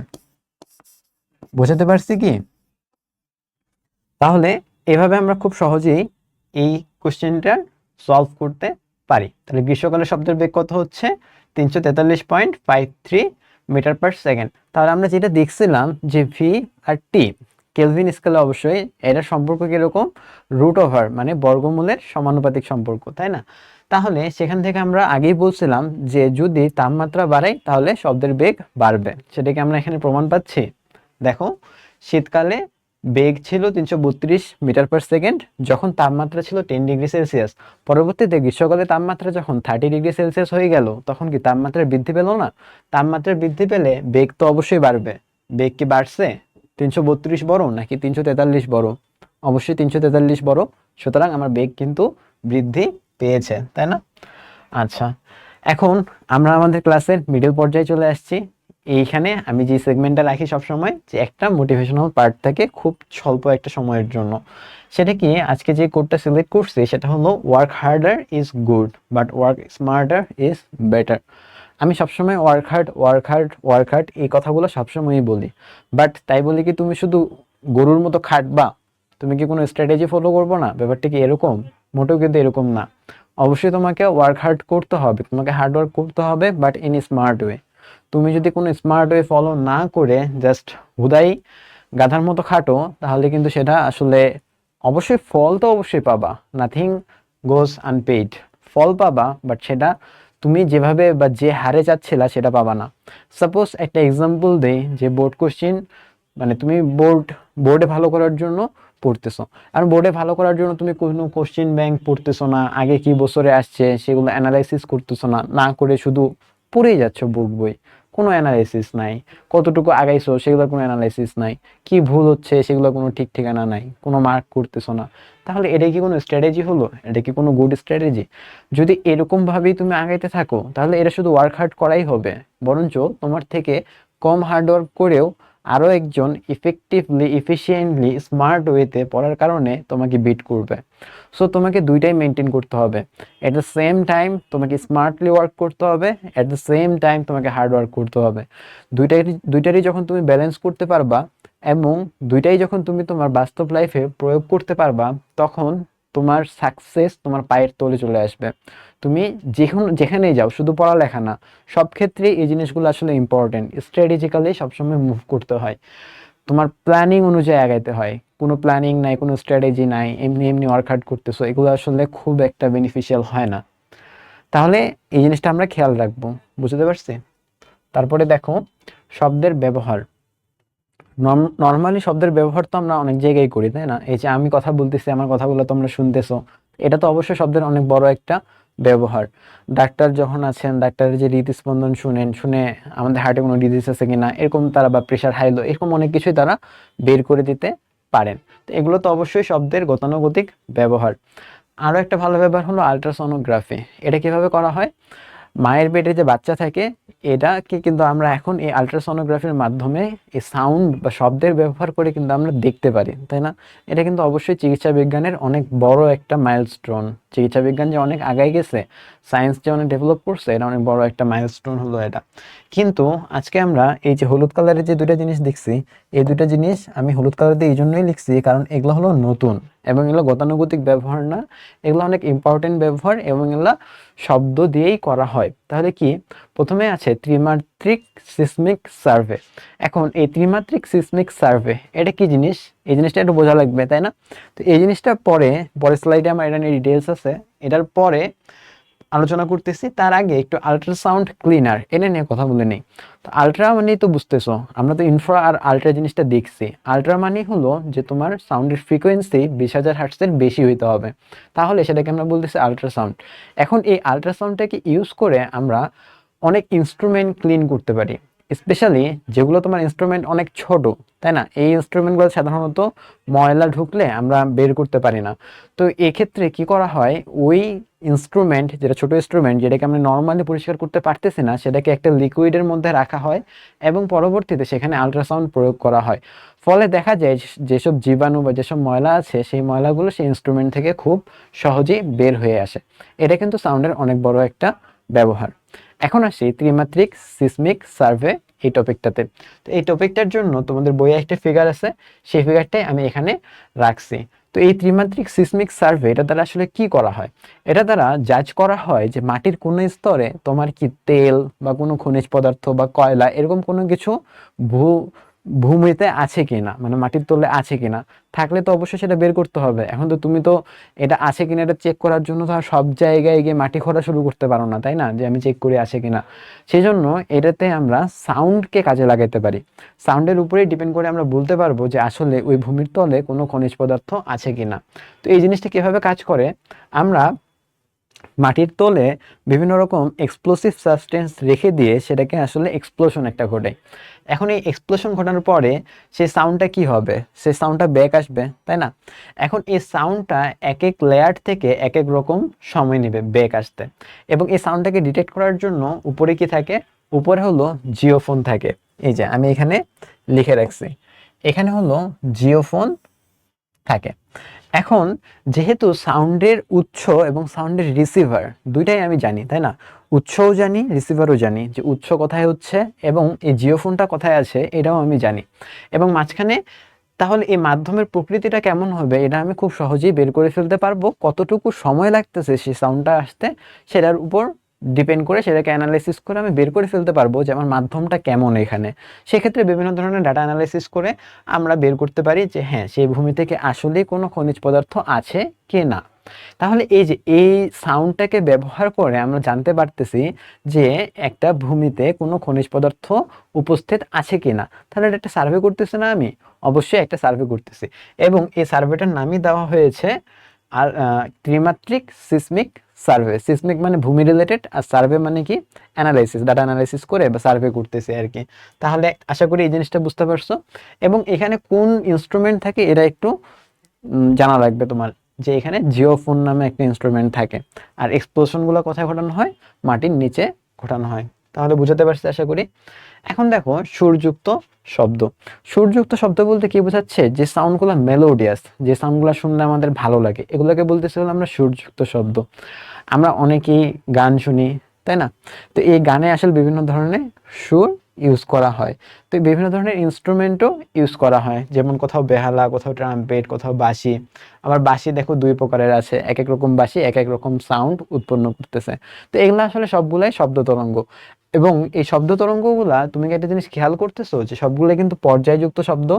দেখো এই যে এই কার্ভগুলা দেখো রিপিটেডলি আসছে না, এই যে এরকম এরকম এরকম বাঁকা, আবার কিন্তু এই শেপটাই আবার এখানেও দেখো এই শেপটা এই পর্যন্ত আসছে, পরবর্তীতে কিন্তু এই শেপটাই আবার রিপিট করছে, এই শেপ বা এই আকারটাই কিন্তু আবার রিপিট করতেছে, এই আকারটাই আবার রিপিট করতেছে। সেম, প্রতিটাই কিন্তু কি পর্যায়যুক্ত শব্দ। কারণ কি, কারণ কিন্তু আমরা যে প্রথমেই পড়ছি যে সিম্পল হারমোনিক মোশন বা সরল সন্ধিত গতি, তাই না? তাহলে এই জিনিসটা কিন্তু তরঙ্গের অনেক বড় একটা ফিচার বা বৈশিষ্ট্য। সুতরাং সবগুলা শব্দকেই কিন্তু তোমার অবশ্যই পর্যায়কাল যেটা আছে এটা কিন্তু মেনটেন করতে হবে। সেজন্যই কিন্তু এখানে এক একটা পর্যায় সবগুলা দেওয়া আছে এবং সবগুলোই পর্যায়কালওয়ালা তরঙ্গ আর কি এখানে, মানে তারা সবগুলোই পর্যায়বৃত্ত গতি অবশ্যই হবে। আচ্ছা, তাহলে এটা ছিল তোমার ভিন্ন ভিন্ন বাদ্যযন্ত্রের যে শব্দ তরঙ্গগুলো আছে সেগুলো দেখানো হয়েছে। এখন এই সুরযুক্ত শব্দ এটা যে সিঙ্গেল একটা ইনস্ট্রুমেন্ট থেকে আসতে হবে ব্যাপারটা কিন্তু এমন না। আমরা কিন্তু অলরেডি উপরিপাতন জিনিসটা দেখছি। তার মানে একটা তরঙ্গ আর আরেকটা তরঙ্গ কিন্তু আমরা একটার উপর আরেকটা সুপার ইম্পোজ বা উপরিপাতন করতে পারি। এখন এই উপরিপাতনের মাধ্যমেও কিন্তু সুরযুক্ত শব্দ আমরা উৎপন্ন করতে পারি। যে সাপোজ এই বেহালা আর ট্রাম্পেট, এই দুইটার যে তরঙ্গগুলো আছে, এই দুটো তরঙ্গকে আমি মার্চ করে দিয়ে বা উপরিপাতন করে আমি একটা নতুন একটা সুরওয়ালা শব্দ বা সুরযুক্ত শব্দ পেতে পারি। এটা তেমন আহামরি কোনো কিছু না। আচ্ছা, এখন এগুলার জন্য, এই সুরযুক্ত শব্দের জন্য আমাদের কিছু কিছু টার্ম জানা লাগবে। টার্মগুলো কি কি? তীব্রতা, তীক্ষ্ণতা আর টিম্বার, এই টার্মগুলো আমাদের জানা লাগবে। তো তীব্রতা আসলে আমি আগেও একটু আলোচনা করছি আগের ক্লাসে, তো এখানেও কিছুটা ওরকম সেন্সই ক্রিয়েট করবে, বাট যেহেতু ইনস্ট্রুমেন্টের ব্যাপার সেবার একটু ভিন্ন হবে। যেমন আমরা যখন তরঙ্গ চ্যাপ্টারটা পড়লাম, ওই তরঙ্গ চ্যাপ্টারে কি ছিল যে তীব্রতা কাকে বলে, একক ক্ষেত্রফলের মধ্য দিয়ে ওই তরঙ্গটা কতটুকু শক্তি নিয়ে যাচ্ছে তাকে আমরা বলতেছি তীব্রতা, তাই না? এখন এই ইনস্ট্রুমেন্টের বেলায় এই তীব্রতাগুলো হবে যে একটি সুরেলা শব্দ কত জোরে শোনা যাচ্ছে তার পরিমাপই হলো তীব্রতা। যেটা যত বেশি জোরে শোনা যাবে সেটা তত বেশি তীব্র। আর এই জিনিসটাকে তুমি ওটার সাথে রিলেট করতে পারো, যেহেতু সবগুলো একটা তরঙ্গই, তাহলে তরঙ্গের যে বেসিক ডেফিনেশনটা ছিল সেটা তো তুমি অবশ্যই এখানে অ্যাপ্লাই করতে পারবা। যেমন দেখো, অর্থাৎ একক ক্ষেত্রফল দিয়ে যে পরিমাণ শব্দ শক্তি যায় তাকেই শব্দের তীব্রতা বলতেছে, তাই না? আচ্ছা, এখন তাহলে এর ইউনিটটা কি? ইউনিটটা হলো এনার্জি পার মিটার স্কোয়ার, তাই না? বাট এখানে এনার্জি দেখো ওয়াট পার মিটার স্কোয়ার দেওয়া আছে। ডাব্লু দ্বারা কি বোঝায়? ডাব্লু দ্বারা তো ওয়াট বোঝায়, তাই না? তাহলে এখানে কেন ওয়াট ইউজ করা হয়েছে তোমরা কি কেউ বলতে পারো? আচ্ছা, তোমাদের কি এই নতুন বইয়ে কি এই পার্টটুকু বের করে দিছে? নতুন বইয়ে তো এটা দেখতেছি না আমি। আচ্ছা, যাই হোক, এই জিনিসটার তীব্রতার ইয়াটা, ইউনিটটা বা এককটা এটাই ইউজ করা হয়, এটা কিছুটা কনভেনশনাল টাইপ, তোমরা ধরে নিতে পারো। দেন দেখো তীক্ষ্ণতা, তীক্ষ্ণতা বা পিচ। এই পিচ দ্বারা আসলে কি বোঝায়? যে একই তীব্রতার শব্দকে কখনো মোটা কখনো তীক্ষ্ণ শোনা যায়, একে কি বলতেছে? তীক্ষ্ণতা বা পিচ বলতেছে। মানে সেটা কতটুকু বেশি তীক্ষ্ণ বা কতটুকু বেশি পিচ। অনেক সময় আছে না যে একটা ভয়েস কানে এসে বেশি লাগতেছে আমাদের, এটার কি পিচ অনেক বেশি বা হাই থাকে, আর দেখা যায় যে অনেক সময় কথাগুলো বেশি কানে লাগতেছে না, মধুর শোনাচ্ছে, তখন এটার পিচ কম, তাই না? তাহলে তীব্রতা কিন্তু সেম রাখা সত্ত্বেও কখনো একটা সাউন্ড যদি আমাদের বেশি তীক্ষ্ণ শোনাচ্ছে, কখনো একটা কম তীক্ষ্ণ শোনাচ্ছে, এই পরিমাণটাকেই বলতেছে হলো তীক্ষ্ণতা বা পিচ। এর একক কি? এর একক হলো হার্টজ। এই জিনিসগুলো একটু মাথায় রাখতে হবে। তাহলে আমি তোমাদের জন্য ইম্পর্টেন্ট যেগুলো আছে সেগুলো একটু মার্ক করি। এই যে এই ইউনিটটা মাথায় রাখবা এবং এই ইউনিটটাও মাথায় রাখবা। এগুলোকে আমি তাহলে স্টার মার্ক দিয়ে দিচ্ছি। এবং ডেফিনেশন যেগুলো আছে বা সংজ্ঞা যেগুলো আছে এগুলো তো ভালো মতো দেখবাই অবশ্যই। তারপরে কি আছে? টিম্বার। টিম্বার কি?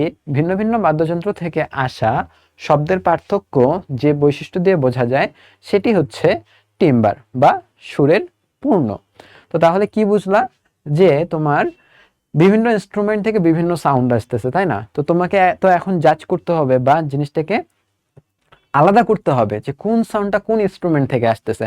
তো এই আলাদা করবা যে বৈশিষ্ট্যটা দিয়ে বা পার্থক্য করবা যে বৈশিষ্ট্যটা দিয়ে, সেই বৈশিষ্ট্যটার নামই হলো টিম্বার। তো এই ছিল তোমাদের এই তিনটা বৈশিষ্ট্য সম্পর্কে বা তিনটা টার্ম সম্পর্কে যে বেসিক আইডিয়া লাগতো সেগুলো তোমাদেরকে বললাম। এগুলো নিয়ে খুব বেশি তোমাদের পড়ালেখা করতে হবে না, জাস্ট এতটুকু জেনে রাখলেই হবে।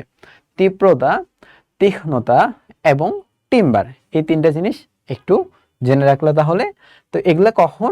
এগুলা কিন্তু অবশ্যই সুরযুক্ত শব্দের বেলায়, সব শব্দের বেলায় কিন্তু এগুলা কাউন্ট করা হবে না।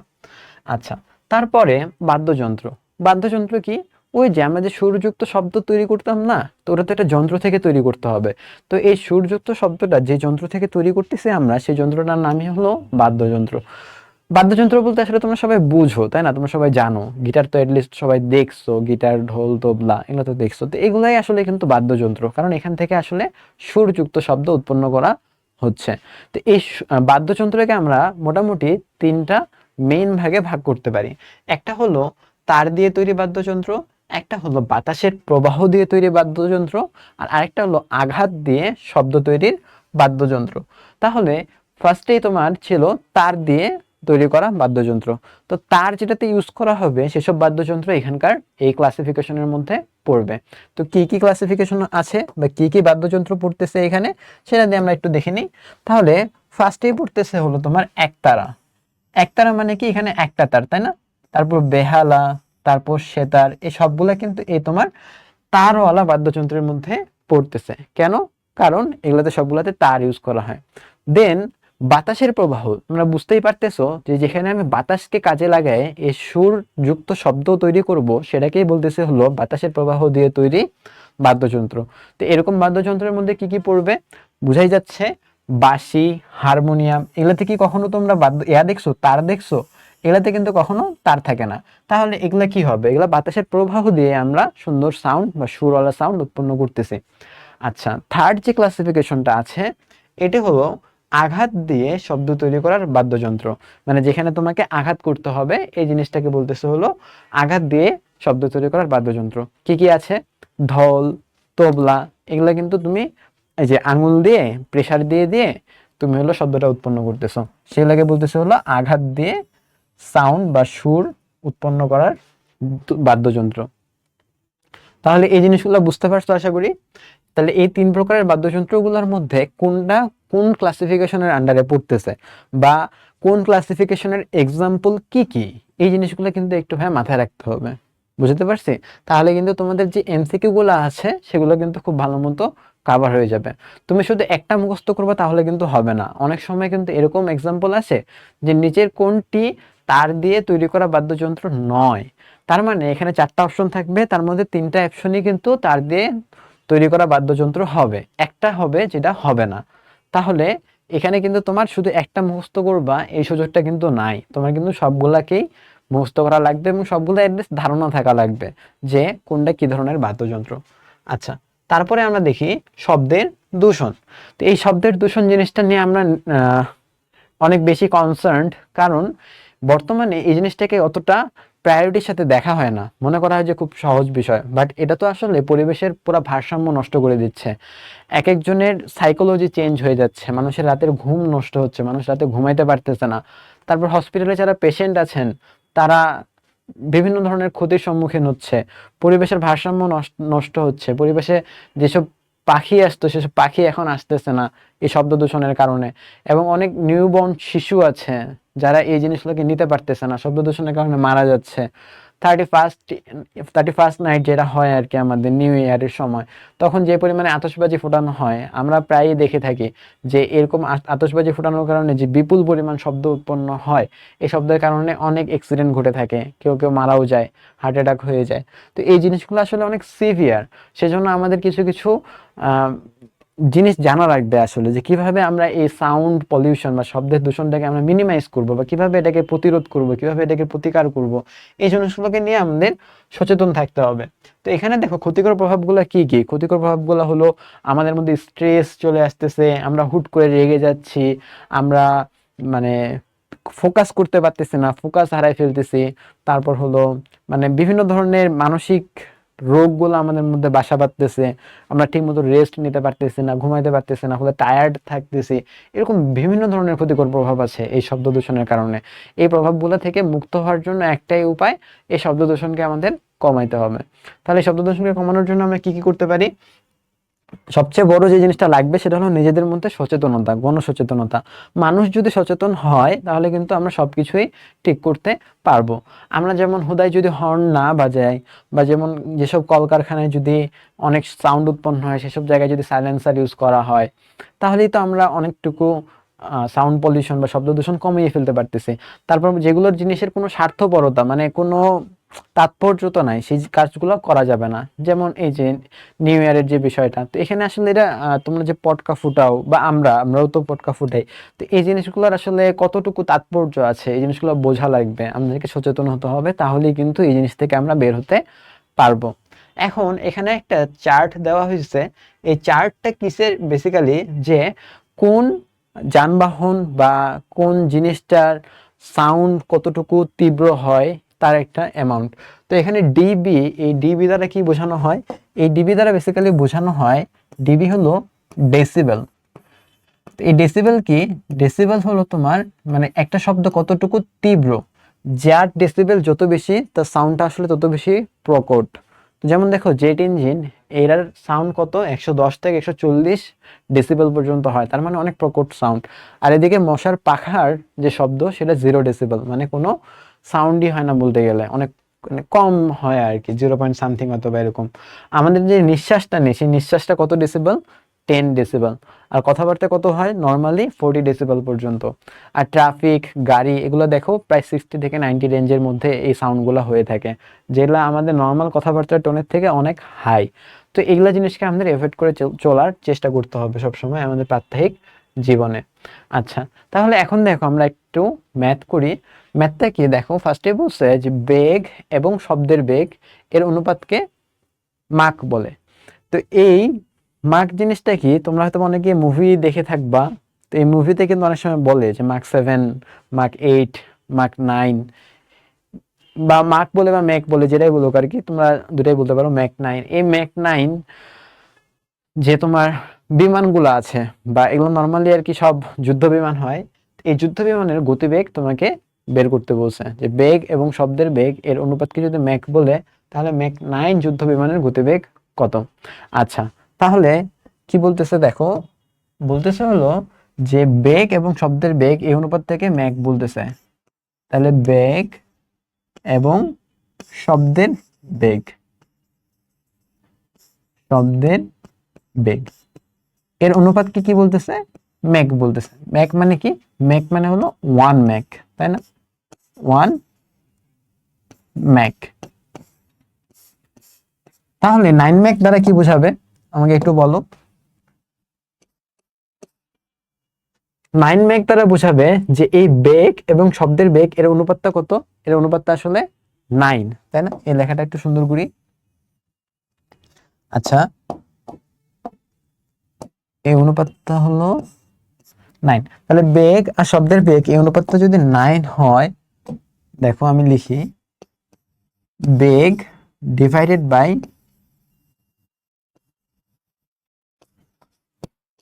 শব্দের বেগ, এই অনুপাতটা কত, 9। তাহলে বেগ কত হচ্ছে,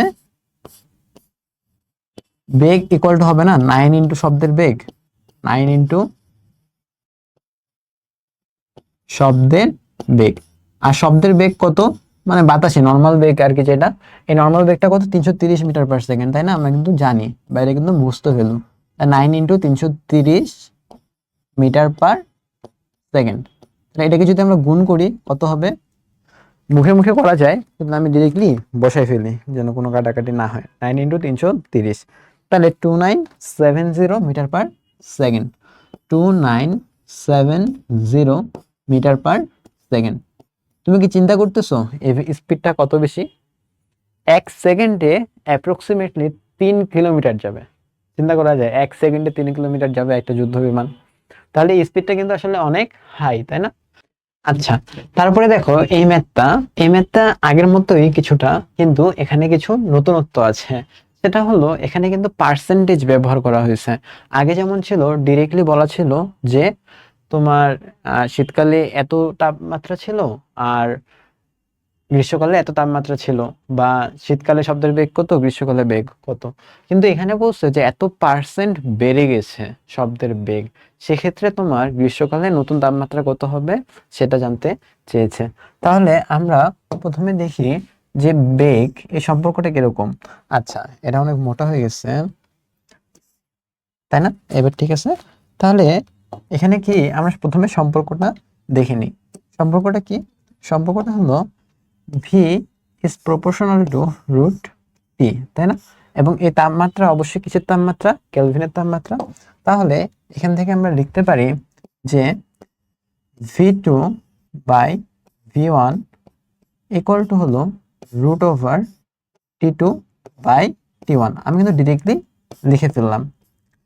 আচ্ছা, তো এখানে দেখো, এখানে আমি নতুন যে বেগ, বেগ কত বৃদ্ধি পাইছে সেটা আমি কত লিখতে পারি আসলে। বলছে শব্দের বেগ 0.05% বেড়ে গেছে। তাহলে আমি ধরে নিই যে শীতকালে বেগ হলো V1, ধরে নিই যে শীতকালে বেগ এটা হলো V1, আর গ্রীষ্মকালে বেগ কত হবে, তাহলে গ্রীষ্মকালে বেগ এটা হবে V1 এর 0.05% বেড়ে যাওয়া, তাই না। তাহলে আগের যেটা ছিল, আগের V1, এই V1 তো থাকবেই, তাই না, এই V1 তো থাকবেই, প্লাস এর সাথে এর 0.05% বেড়ে যাবে, ইনক্রিজ করবে। তাহলে এটাকে আমি কি লিখতে পারি, সাপোজ V2 দ্বারা লিখতেছি, তাহলে V2 কি হবে, অবশ্যই V1 যেটা এটা তো থাকবেই, প্লাস 0.05% এটা কি হবে, বৃদ্ধি পাবে। এখন এই 0.05%টা কার বলো দেখি, কার 0.05%? অবশ্যই আগের যে V1 ছিল সেই V1 এরই কিন্তু 0.05% বৃদ্ধি পাবে। তাহলে এখান থেকে দেখো দেখি আমি V1 কমন নিতে পারি না?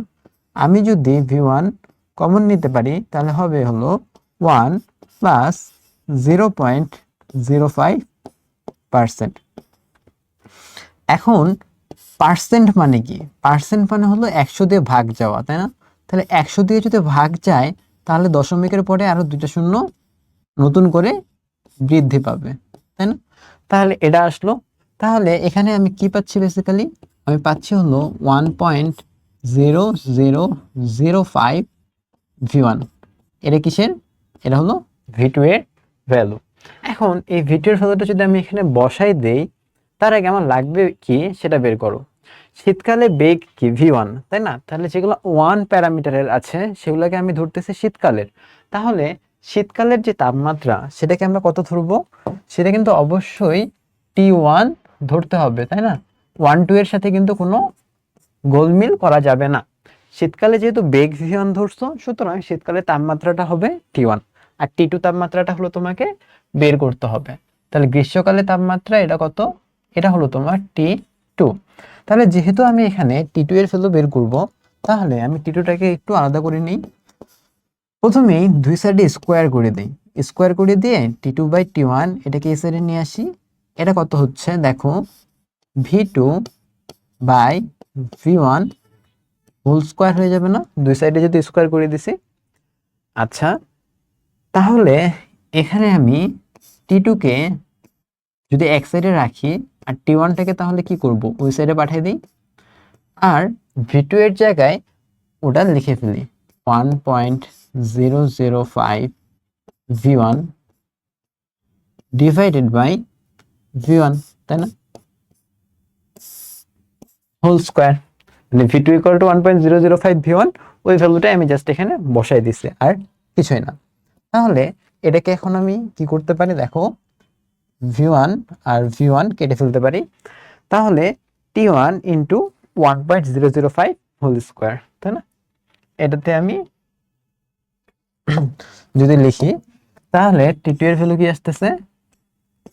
T2 এর ভ্যালু আসতেছে হলো T1 ইন্টু 1.005 স্কোয়ার।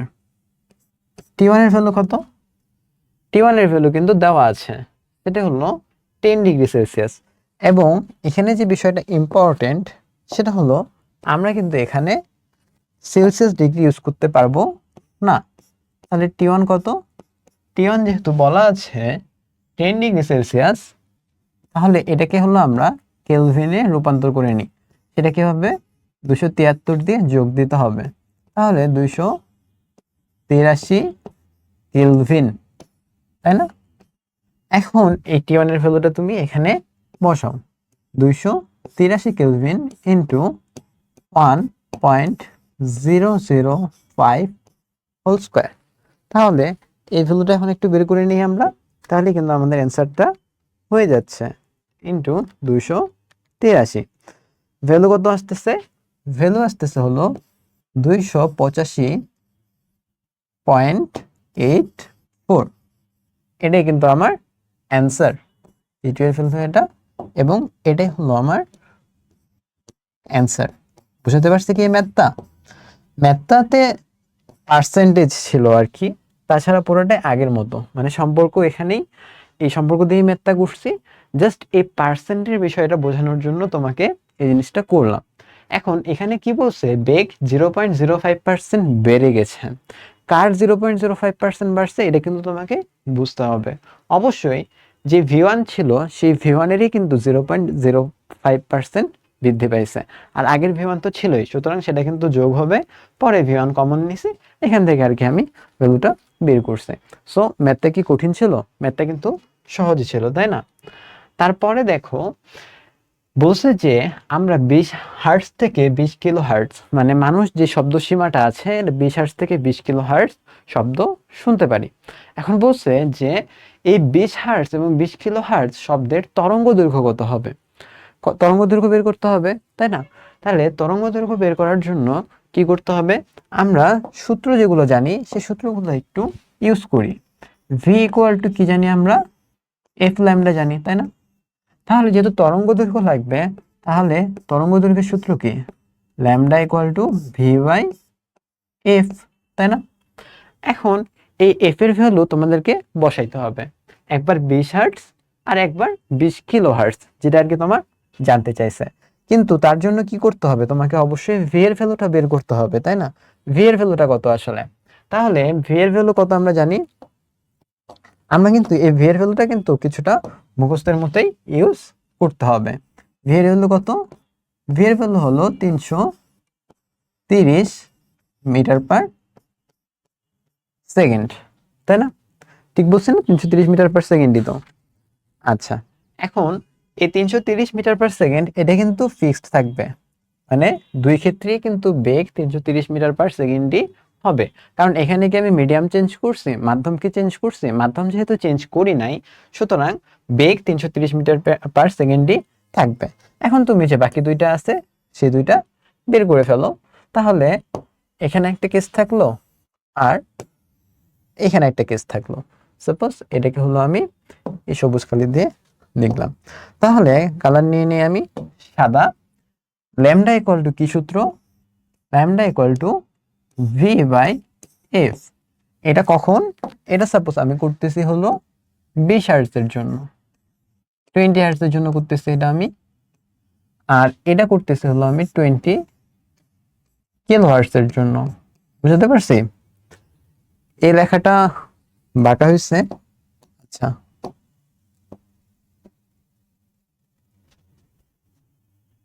কি ব্যাপার?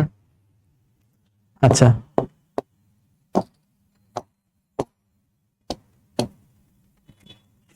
এটা কি সোজা হয়েছে? একটু মনে হয় বাঁকা হয়েছে, তাই না? তাহলে এটাকে একটু সোজা করে দিই।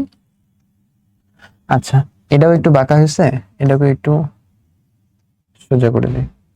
আচ্ছা, তাহলে এখন দেখো যেটা বলতেছিলাম আর কি, এটা 20 হার্টজ এর জন্য, এটা 20 কিলো হার্টজ এর জন্য, এখানে একটা লাইন টেনে দেই। আচ্ছা, তাহলে lambda equal to V by F. এখন আমি জাস্ট এখানে ভ্যালু বসাই, আর কিছুই না। তাহলে ভি এর ভ্যালু কত, 330, আর এফ এর ভ্যালু কত, 20। তাহলে ইউনিট কি হবে, মিটার। তাহলে 330 বাই 20 করে দেখো কত ভ্যালু আসতেছে, 16.5 মিটার, তাই না? এটা হলো 16.5 মিটার। সেম ভাবে এখানেও আমি ভ্যালুটা বের করব, lambda equal to V by F. V কত, ভি হলো 330, এফ কত, এফ হলো 20,000, তাই না? তাহলে এখানেও আসলে 16.5 কিছুটা আসবে, জাস্ট দশমিকের ভ্যালুটা চেঞ্জ হবে, তাই না? এটা তো আমরা বুঝতেই পারতেছি। তাহলে এখানে আসবে হলো পয়েন্টটা 2 ঘর বামে চলে যাবে, 0.0165। এটাই কিন্তু অ্যান্সার এই ম্যাথের। বুঝতে পারছি? তারপরে দেখো আমরা আমাদের ক্লাসের একদম শেষ পর্যায়ে চলে আসছি। তো আমি তো তোমাদের সবকিছু ভালো মতো বোঝানোর জন্য আমার বেস্ট এফোর্টটাই দিচ্ছি। আশা করি তোমরা সবকিছু বুঝতে পারতেছো, কারণ আমার নিজের উপরেই বিশ্বাস আছে যে এগুলো সবকিছু বোঝার মতোই টপিক এবং আমি ভালো মতোই বোঝাচ্ছি।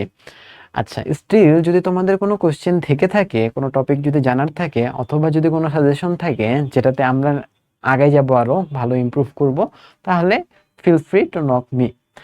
তোমরা গ্রুপেও পোস্ট করতে পারো, আমরা সেখানে তোমাদের রেসপন্স করার ট্রাই করব। আচ্ছা, দেন আমাদের যে কমিউনিটির কথাটা বলতেছি, এই কমিউনিটিটা তো আমাদের অবশ্যই অনেক গ্রো করতেছে। তো তোমরা এই কমিউনিটিটাতে থাকার জন্য অবশ্যই অবশ্যই আমাদের এফবি গ্রুপে যুক্ত হয়ে যাবা, এবং আমাদের ক্লাসগুলো রেগুলার আপডেট পাওয়ার জন্য আমাদের ইউটিউব চ্যানেলে সাবস্ক্রাইব করে ফেলবা। তাহলে আজকের ক্লাসটা এই পর্যন্তই থাকলো। থ্যাংক ইউ, আসসালামু আলাইকুম।